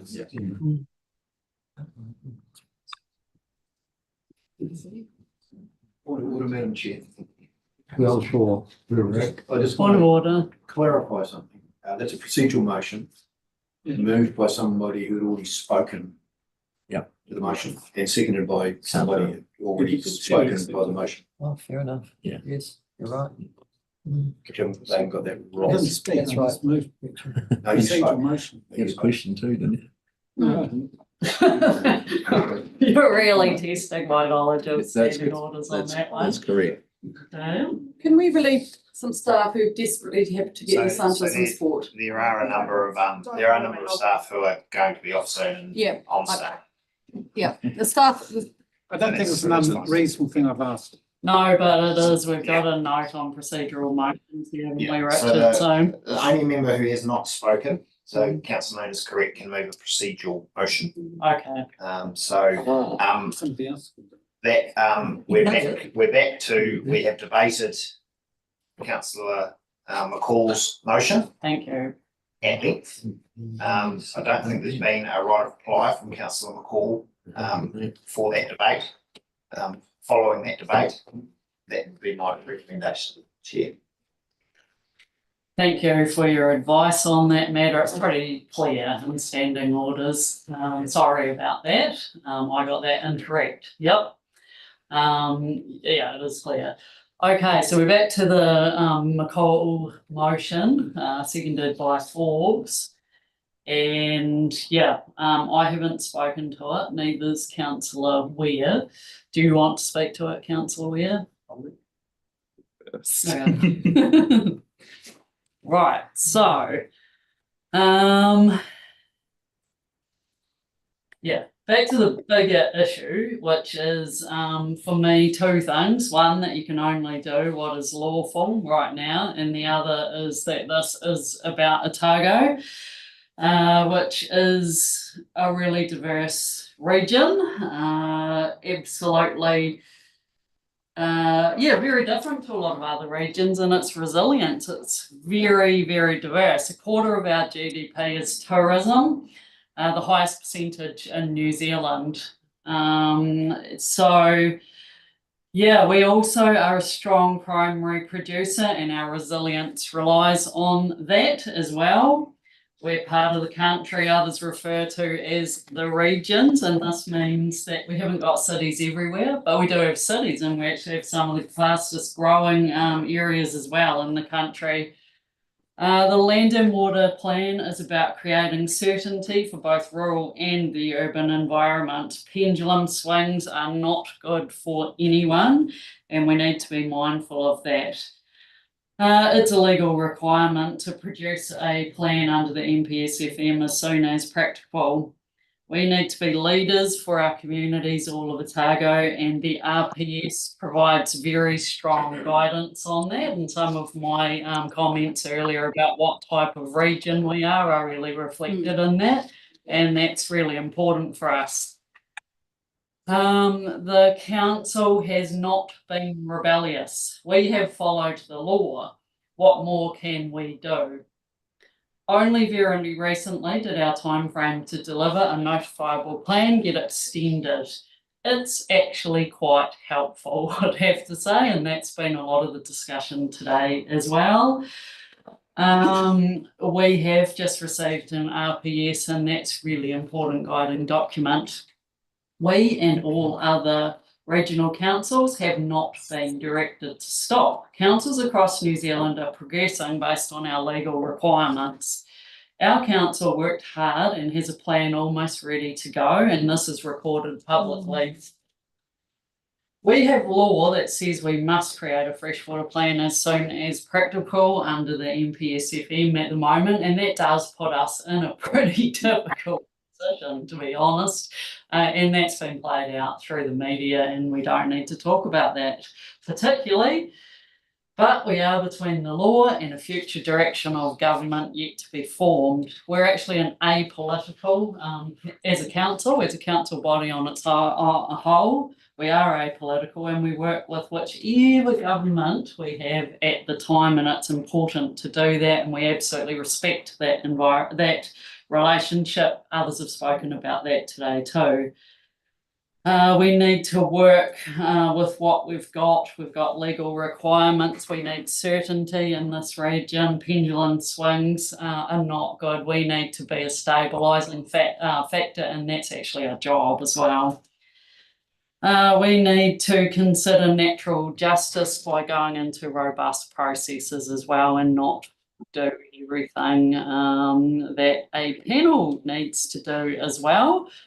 In saying that, I do think we need time to really give that RPS a good looking over to make sure we also have a good look at the clause 3 and make sure we're respecting that in clause 4. That goes without saying, and I would prefer that staff come back with a work program that creates quality, and that we don't set a date, but we have heard that the intention is to notify a plan. We're actually required to, that's what we're working to. We don't actually have to debate that. Every other council in New Zealand's doing that as well.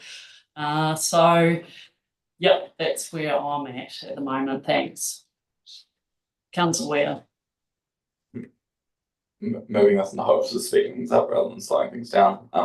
Just want to move an amendment to change that date to 30th of October and happy to put it immediately just so we can see where we're going. If that's Okay. Sorry, councillor Ware would need a seconder for that. Councillor Scott's gonna do that. Does that mean we all get to speak You again? haven't spoken to it and you're asking that we put it immediately. You can. Yeah. But he's put amendment, so he has spoken to it. No. He's put an amendment, so, but Yeah, you can it's move a spoken motion to. to have the motion be put now, because you haven't spoken to the amendment. So do you have a seconder to put it now? Oh, yes, I'll second that motion. I'm happy. So that you're moving the amendment, yeah? Yeah. That's right. Yeah, So we're voting on the amendment. no, sorry, we're voting on putting it now, which we have to do Oh, yeah, as yeah, well. sure. Yeah, Right. thanks. So you've just seconded that, you're Yeah. happy with that? Yeah. Hang on a minute. I'm lost. It's two motions. Sorry, can I explain? You've moved a motion to, the amendment be now put, so we don't have any more chats about this, and we just carry on. Once the motion is lost, if it is, then we go back to its original motion. Yeah, but we just need to vote on whether to put it now or not, and then we'll come back to the amendment. Yeah, thanks. So I'll put it then, all in favour, aye, against, No. carried, okay. Amendment. Yep, so now we're on to the amendment and we need to put it because, we've just voted to do that. So we can call a division on that, I think will be easiest. Can you just amend the motion, please? Oh, yeah, sorry, make sure we're capturing that accurately. Put in this amendment. To put in But the is it, we're amendment. only saying that the date changes. We haven't put it in there yet. You just vote, So yeah, we're not amending the whole motion. No. So it's it's just the date. it's just the option to amend date to Yeah. 30th. Yeah, we just need to be clear that for anyone listening, we are just amending the date through this amendment and not all the other obligations. If this passes, does that mean that it's a done deal? Like, Yes, it is. Your Yeah, motion has come been back. lost and the amendment becomes the Judicial motion. review, I think. The amendment becomes. So this is only voting to make the amendment. We would still have to vote on the entire motion once. The amendment, so it's yeah. the right to right. reply to the motion? Yeah, it'll go back to you. No, only if the No. motion is lost. No, it doesn't. Only if the amendment is lost. Voted to put it. So if this amendment goes through, we get to put exactly the same motion with the new date. Is that correct? I don't know. Yeah, it's just the amendment. Yep, okay, thanks. So people would get to speak, yes. Change the date. Sorry, it's chaos. Amendments are very, very challenging. Yep. There's a whole lot of schedules of them on the back of standing orders. Right. Thanks. We're getting there. Yeah, so we're called a division On the amendment. and we're gonna, and you are now voting on the amendment is just the date. Correct. Councillor Forbes, Aye. Councillor Kelleher, No. Councillor Laws, No. Councillor Malcolm, No. Councillor McCall, Councillor Metham, Yes. Yes. Councillor Noon, No. Councillor Scott, Yes. Councillor Somerville, Yes. Councillor Weir, Yes. Councillor Wilson, Yes. Councillor Robertson. What about against stuff? It's better date. Yes. 7 for, 5 against, motion carries. Okay, so that means the amendment becomes the motion. Yep, that's right. The amendment becomes the motion and we can go back to debating it. Sorry, everyone. This Oh, is no. taking a long Let's work, time. no, we've all spoken. I know, yeah. If there's anyone who absolutely has to speak, Lloyd, I think, wants to, and he signalled that. Lloyd signal didn't go. No, that was wrong. Oh, thank you. No, I'm just gonna. That's what my brain is. I just wanted to just talk really briefly about the time thing. I think at the end of the day, it's important to have a time frame. We have a time frame that we work towards. And I think, because if you don't have a time frame, you run the risk of meandering. There's all very well saying, you know, we'll defer it and do it again next month or the month after, but sure, we will have, if the next motion goes through, which is basically to report back in May, that gives us another opportunity to revisit the whole thing. But right now, when we're creating their work program, we got to have it's a creating work program to a defined end. Because at the end of the day, I think it's important that we have a pretty clear signal that we've got a plan that is in train and is still in the process of being going towards notification. So I just really think it's important to have that time frame. I think it's also really important. I take up one or two of the comments that have been going around. It is really important that we communicate with all of our stakeholders, our communities, and our stakeholders and the government. And it's important that we do it at the staff level, but also at our governance level. It's important that we actually, approach all these people and say, here we are. We think we put a plan together, and we know that we put a plan that can be enduring if we all work together and implement it in a way that is functional for Otago's environment and for everybody living within it. So I think it comes down to having a timeline, getting to a fine end, and then actually working so that we can actually make this thing work. Because until we actually have some certainty about where we're finishing, it's really hard to get that communication going so that we can work with our communities to actually work out how we can implement it so that it complements their businesses and complements the whole area. So I just think we're getting to the stage whereby we can start moving our emphasis away from the plan to actually get emphasis back onto working with and improving our environment in the next stage. So thank you very much. Thanks, Councillor McCall. Anyone else Just very desperately quickly. need to speak? Just Councillor very Malcolm? quickly, sorry. Sorry, Kevin did have his hand sorry, up Kevin, first. go for it. We Councillor lots on. Laws. No, your lights are on. Lights You on, go no- first. no one's home. Yeah.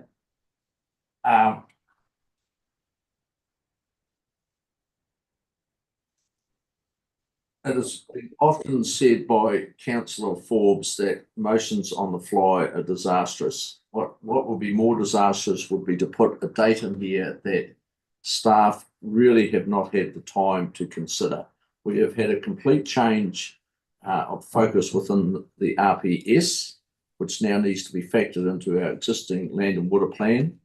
We have had extensive clause 3 consultation that will need to be reflected or certainly more considered.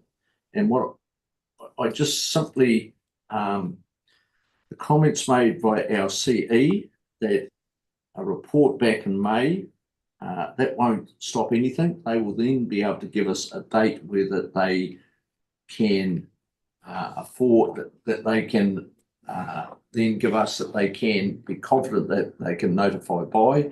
So look, I'm far more comfortable with the foreshadowed option from Councillor Wilson that makes sense under this pressured situation. So I'm simply not supporting that motion. Councillor Laws, you're next, then Forbes and Scott. I just want to endorse your comments, Madam Chair. They're very wise. Thank you very much for them. It was good not to have a date there, and it's important to carry on.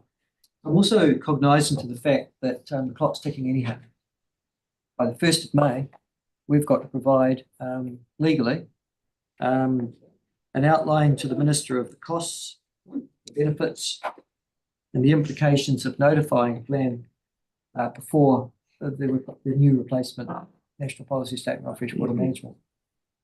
And boy, is that going to be interesting. Just quietly. What is this? Point of clarification. That request from the Minister only pertains to the fact if we have set a notification date, doesn't it? Yep. So therefore, by the, am I correct in assuming that by the 1st The 14th of May, is that the date that staff proposed to come back with a sort of thing, whenever in May that is brought back to us, that we'd make that decision then. So that's correct, Councillor Malcolm. What we would be recommending is writing to the Minister to say no decision has been made. Staff are due to report back, and once that decision is made, should it be made, we will then fulfil the request to provide further information. Thank you. Okay, so in other words, if this motion is passed, you're still going to have to meet that 1st May deadline. Yeah, this one Lot is, of yes. work, Yes, lot of that's work. correct. Yes, that's right. Stupid. So it's an enormous amount of work to do that, for staff to in actual fact have to provide a justification, go all through the benefits of it, then the implications across the entire region and possibly even nationally as to why you're doing what you're doing. And it has to be done by the 1st of May. If the date had been left off, and Madam Chair, may I compliment you again on your wisdom. Just Your email the other day. Judgment, that's the reason why we need to do chair. And can I just say, if we take the chairman's advice on this matter, then in actual fact, you will be reducing not just the pressure on staff medium term, but in the short term as well. But I'm just pointing that out to you. It's a practical impediment to carrying on with this motion. Right, okay, I was just figuring out if your hand was up, Lloyd, but it's not. I think Alexa's. Yeah, oh, sorry, Yeah. yours is Alexa. Thank you. Delay, delay, delay. Here we go again. Delay. Under the law, we got to get this out. We're already at risk of judicial review. In terms of a finger to the government, I don't accept that. The minister offered us another way. We may choose to take it. Bear in mind, the minister wrote to us before the RPS released. A time-bound short delay is an efficient way through, and it was actually the recommended option from staff. No. Let's do it. Let's go. Thank you. Thanks. The staff recommendation did not have a date in it, and that is absolutely incorrect to say that that was the recommendation. That is why I placed my motion the way it is, because that was the staff recommendation. 4 to 6 months. Exactly, 4 to 6 months. And guess what? When they said that, one of the councillors said there was no staff consideration, 4 months is the end of October, the motion that's being put. Thank you. Thanks. Right, anyone else before we have a right to reply if we need to? Oh, okay, do you want a right to reply? Move. What's Elliot's It's motion? Elliot. Elliot's motion now. Sorry about that, Lord. Sure, very briefly. I don't think this necessitates any conflict with the government. I think we'll welcome a chat with the relevant ministers and would like to work with them. But until then, we actually do have to do right by our communities and environment and meet those statutory obligations. I also just very briefly want to recognise the frustration the community will be feeling around this decision, probably for a wide range of reasons, but I'm thinking particularly in hearing that our plan will be, delayed once more. But just letting the community know that, that there are those hurdles that have been placed in front of us that we've got to make our way through now. And this option allows us to do that, as do some of the other options. And then at last we can notify a fifth purpose plan that everyone can respect, hopefully, by the end of the year. Kia ora. Slightly different, isn't it? That's for a division. Yeah, okay. We do need a division at this point. Okay. Councillor Forbes, Yes. Councillor Kelleher, No. Councillor Laws, No. Councillor Malcolm, No. Councillor McCall, Yes. Councillor Metham, Yes. Councillor Noon, No. Councillor Scott, Yes. Councillor Somerville, Yes. Councillor Weir, Yes. Councillor Wilson, No. Councillor Robertson.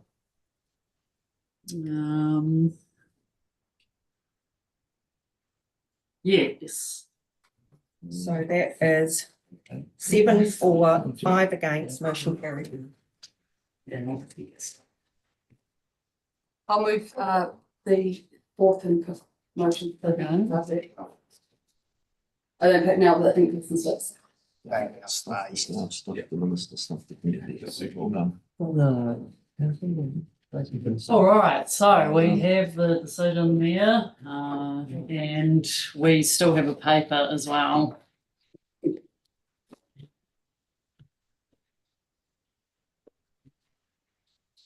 Yeah. Oh, sorry, Richard. Mover and a seconder for 5 and 6. Oh, sorry. Yeah. You captured that. Sorry, yep. Do we want to speak on Yes. this? Thank you, councillor Wilson. Having lost the vote, of course, I want to speak and say, can I please ensure that the CEO, should he feel there needs to be a change to that date, feels free to advise us of that. I am still smarting, it doesn't take long to smart on this. The absolute arrogance of someone sitting down and writing a decision on the RPS that has taken months, and people think they can digest that in a matter of days. And that staff can actually digest it that quickly, that they can change everything, is absolutely shocking. Anyway, I just want to make sure that in moving 5, that I absolutely hope that should he think staff are not going to be in a good position to do that work, or other matters are so compounding, that he will take up that opportunity to advise us if he wants to change the date. I also put it, and I don't want to put a motion to this, it is absolutely paramount that the chair and the deputy chair engage with the minister and try and work through a process where we are not going to have a huge amount of work to do for 5, but equally to make sure that we are not going to cause undue stress in the process for the community and for the staff. I think the arrogance of putting the previous and the other motion being passed without any idea of what the ramifications may be for in writing that report, because no one again asked that question, oddly enough. We just think the staff do the work here. They did 4 to 6 No. limit months. We didn't ask how much work was involved in writing that report that is now required. And how much won't be done and how much cost there will be in that. And I find that really, really frustrating. But anyway, it has happened, so my chance to speak, and I'm sure that the Councillor Scott can speak about his concerns about it, as he has already. We have no idea what cost this is going to come to the council, and I hope that we get an idea of that being measured for the May report as well. Madam Chair, can I ask, through your indulgence, whether or not for number 6, we can actually amend that to include what the minister asked for, which is, quote, an outline of the costs, benefits and implications of notifying the plan before the NPSFM is replaced. It's just. Yeah, there's no problem. That's just for clarity. Except we do. I'm happy to accept that. I'm very happy to accept that in the motion. Yeah. I'll give it to you. It's in there. Thanks, councillor Laws. Yep. Yep. Okay. Anyone else want to speak to it? Seconder, perhaps? No. We'll put it. All in favour? Aye. Against? Carried. Thank you. All right, next paper then, 7.2, Port Otago Letter of Expectation. I'd like to move 1 and 2, the recommendation. We have a additional motion suggested, so not an amendment, an additional one. Nick has drafted the letter based on a workshop that we held as a reflection of the councillors that were present. I guess priorities for Port Otago to consider.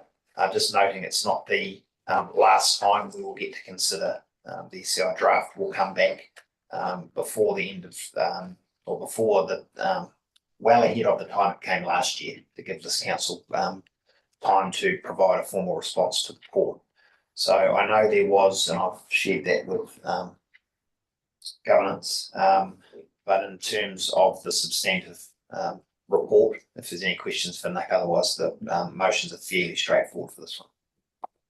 Yeah, so Tim could move the 2 anyway, couldn't he? And then we could decide on the additional one if we wanted to after that anyway. But are there any questions?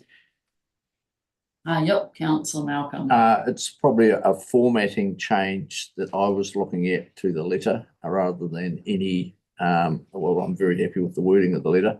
And in paragraph 1, 2, 3, where it says council thanks Port Otago for its contribution, I believe that should be a separate paragraph as opposed to lost in a big paragraph. Simple. Yeah, I haven't read the additional motion, but if it's anything to do with content, then the 2 approves the Port Otago letter of expectation subject to minor editorial adjustments. Oh, sorry, no, that one's fine, but if there's an additional one, is it content? Yeah, because we can't do 2, it's not an additional one. So is Elliot's amendment on corporate responsibility part of this? Yeah, that's what we're looking at. So Tim wanted to move the original ones actually, and I'm happy to second it. somebody had a seconder. Yep, seconded. Okay, Yeah, Tim got in first, and there were some that came in. That's right. They would have to probably convince Tim that he wanted to change his motion if that happened. And you're right, you signalled that, but. Can I ask one clarification around that? Okay.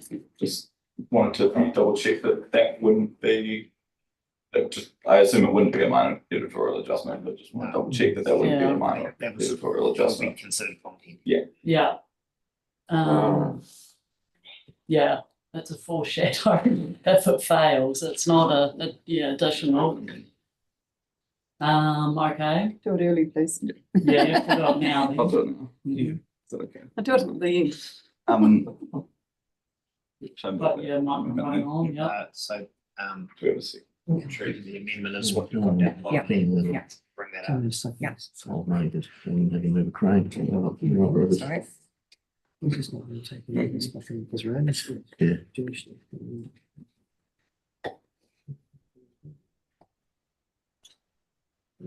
That's the amendment. They're doing it well. Respect to it. It's really- yeah, Let's move there. that's what I mean. You need someone to, Yeah, second, the, Yeah. I'm double checking that it is an amendment rather than something that's contrary, but I think it is, yeah. Second, councillor Somerville, is that right? Yep, so the amendment now becomes the motion. So just for clarity, because I want to draft this in terms of what the changes are. So the corporate responsibility paragraph is a new paragraph. The decarbonisation, the only new piece is the italicised. Additionally, we would encourage. So the first sentence is already in there, and then the second sentence is the addition that's being sought. It's already in the statement of corporate intent. It's already in there. Yep. So we're just voting on those 2 and we'll have to come back to the rest of it, yep. Would you like to speak? Yeah, I'll just cover that because I wrote that corporate responsibility one just because not as a new thing, but as something that we did discuss in the workshop and something that Port Otago had brought to us in their presentation when they came to us last week. This was something that they said they were looking at. They mentioned a specific document, the UN corporate responsibility for human rights document that they were planning on writing a strategy around. And so this is just recognising that and encouraging that to be reflected in their next statement of corporate intent. This shouldn't be a surprise to them or anything. I was just surprised that it wasn't in the draft or anything, because we had talked about it in the workshop. Councillor Somerville. Yeah, thank you. I'm sorry I missed that workshop, but I understand that these matters were discussed there. I guess I'm really just like to say I do commend Port Otago for including, for example, the United Nations Social Development Goals in their reporting and planning. And there I've got the big integration report there, and I've got that in front of me. And so again, it's not, I don't believe this is introducing anything new, but building on what's there. And so I commend them for doing that. And it seems to me this would be a helpful and logical thing to include in that statement of intent there. Thank you. Councillor Laws. I hesitate to. Hesitate a little bit longer. Listen. The majority of the world's countries are not democracies that observe human rights in any way in which we would understand them around this table. The largest trading partner this country has is China. And its abrogation of human rights is pretty well documented and on an industrial scale. But then if I was to add many of the Arab countries with which we might trade, or any number of the places where we export logs to, they too would have human rights that would fail the Western standard, and probably most especially the standard of the mover of this motion. The concept that your court should now determine whether or not, and it's this amendment does two things. One, you've got to observe corporate responsibility, so it's an ever-present day in what you're doing. But then you've got to do more than that. Holy moly, it's now become the United Nations. It's got to protect and uphold human rights throughout the entire supply chain of the port operations. So it's not only got to be some form of driven as snow corporate personality divining who it will trade with and who it won't, but it's got to become the Pope as well. What is the matter with you? It's just a trading operation. It isn't trading with Nazi Germany, which just by the way is gone, but there are just as many human rights abuses out there now in the international world. I'd love to see the chief executive of the board of governors at the port of Otago going, Eritrea, South Africa. Where would you start? Where would you stop? Tell you what, you wouldn't have a port by the end of the financial year. That's for real. So I can't vote for this. I'd like to say this is virtue signalling, but I don't even think it gets to that standard. All right, anyone else entering into this interesting debate? Councillor Bevan. I'm not going to be able to put it as quick. Look, I support the intention and the spirit of this motion, but it is not going to be able to be put in place in a commercial operation like the port. It honestly won't. If we can soften it some way to sort of appease you guys, then that would be good. But in terms of a commercial operation, it just we can't put this in.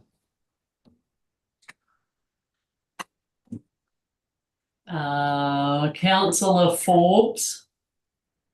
I was deciding whether I was going to move to put it. Yeah, I think that I'm okay with this. I mean, these things were discussed at the workshop, and we could take out, we could not direct them to do anything in it, but to take these things into account. And which is basically what we do here anyway. I am okay with this. We did discuss it. We've got quite a few people that want to speak. If they can keep it very brief, that would be good. We're going with Councillor Callagher. Yeah, I'll be brief. Whatever was discussed at the workshop, anything we do to meddle with this operation potentially impacts its ability to trade. It has a far better understanding of what is necessary for it to engage and undertake its activities at the port and in the wider global network that it operates in. We are very reliant on that contribution from that port and that asset enhancing and growing, and playing around with statements like this that might set it apart and different to other ports is not a good place for us to be in. So sorry, I won't be supporting the change. Councillor Wilson. Briefly, I'm humoured by the thought, and I just can't take it out of my head now, of what it would look like in airports being given the same sort of thing, which people there wouldn't let in. 501 is would be sorted. But, I think we just have to be really careful what this is. I'm really happy to support good intentions when it's our money being invested in companies. But when you're asking us to do something else where we become the controller of the practice and the port function, I think it's gone beyond. It really compromises the ability of the company to operate, and it has to come from a much higher place and a much higher decision. We can't use a port or an airport or other things to do political decisions. On the other hand, I'd love it to be stopping pork coming into the country because I'd love to be able to support our pork growers. You know, those sort of things. We could go right down this chain of some madness. So no, thank you. Councillor Scott. Cool, I'm going to support this. It undertake efforts to develop a strategy, and you know, and I'd like to think that the strategy will acknowledge a lot of the realities. Like, you know, it's not going to endeavour to solve all problems. Kahum. It'll be a step by step, and that's, you know, that incremental change could improve things. We've already had discussions in relation to the phosphate supply, and it was quite a mature conversation. I thought there was some real learnings out of that. Thank you. Thank you. My understanding from the presentation that we had from the port is that they are developing a strategy on human rights. I can't remember the exact wording of that, but it was a strategy. I don't think we were given the details on that, but I don't think that the port can control the supply chain or international law around that type of area. I think it's a big ask as well, but I do think the strategy and the direction the port signalled was good. So yeah, the exact wording here is not ideal, I don't think, but the concept is okay. Thanks. Councillor Malcolm. Yeah, I'm pretty simple. I'm sitting here with a lithium battery in my computer, and the source of that is possibly doubtful, that lithium. So, I mean, how could I possibly put something up there like that to my port when I'm sitting here contradicting exactly what's being said? So that's all I'll say. I think everyone who wanted to has spoken, so we're dealing with this amendment at the moment. We'll put it. Oh, sorry, councillor. Yeah, I'm terrible with that. Yep. Okay. I wouldn't normally, but I do want to clarify things because there seems to be some misunderstanding. This is around the strategy. It is not instructing them to do anything that they haven't told us they are already going to do. It doesn't force them to prevent human rights violations, and you know, every single circumstance in the supply chain is seems to be interpreted. And if there's issues with the language there, I'm happy to change that. And I know we've, you know, had big other things on our minds, but we've already had this come to us, and I'm really confused as to why there's so much, you know, shock around this, because they've literally told us they're doing this already. This is just us asking for that to be reflected in the statement of corporate intent. Can I do a point of clarification then? Because I literally can't remember whether or not this is their exact wording of, because they said they were doing a human rights strategy throughout the supply chain of port operations. Is their exact? No, it was around corporate responsibility, but yeah. that's what that strategy. The details are up to them. I don't want to instruct them on the details, but we can. Sorry, councillor. Take supply chain. We won't interrupt you. Keep going if you want to. As the mover, I'm happy to take out throughout the supply chain if that's the sticking point there. Okay.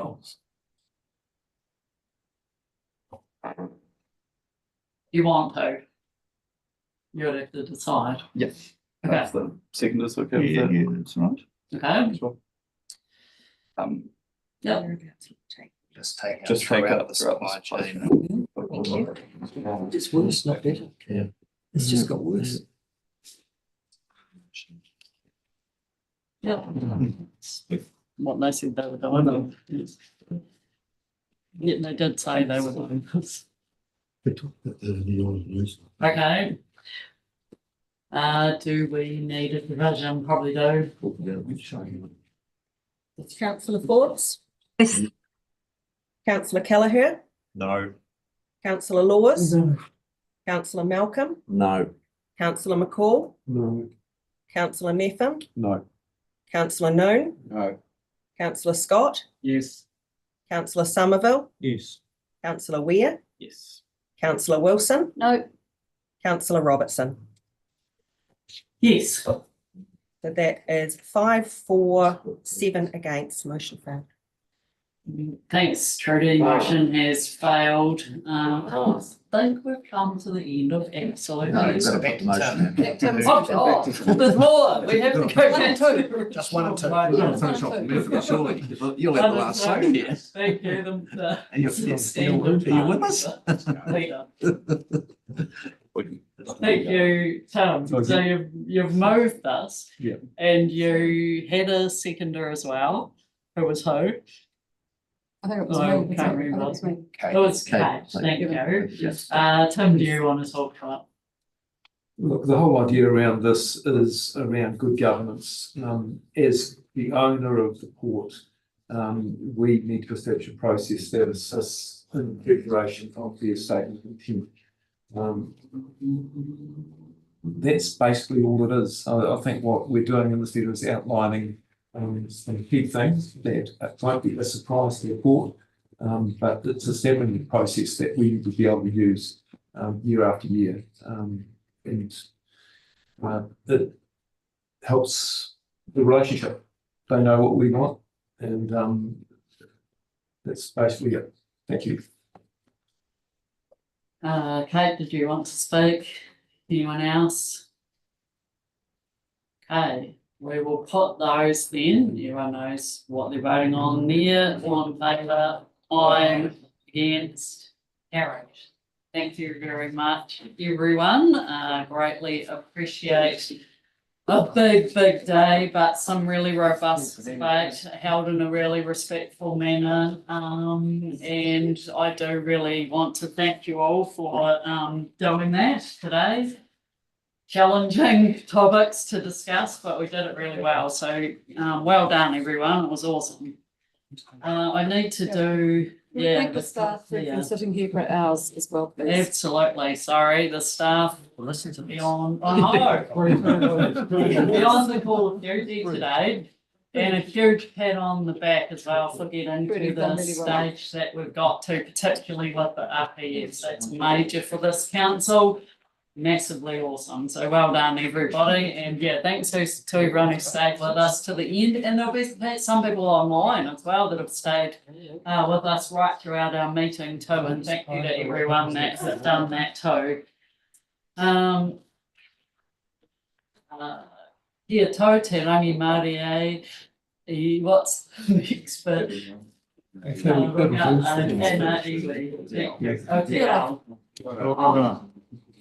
Thank you.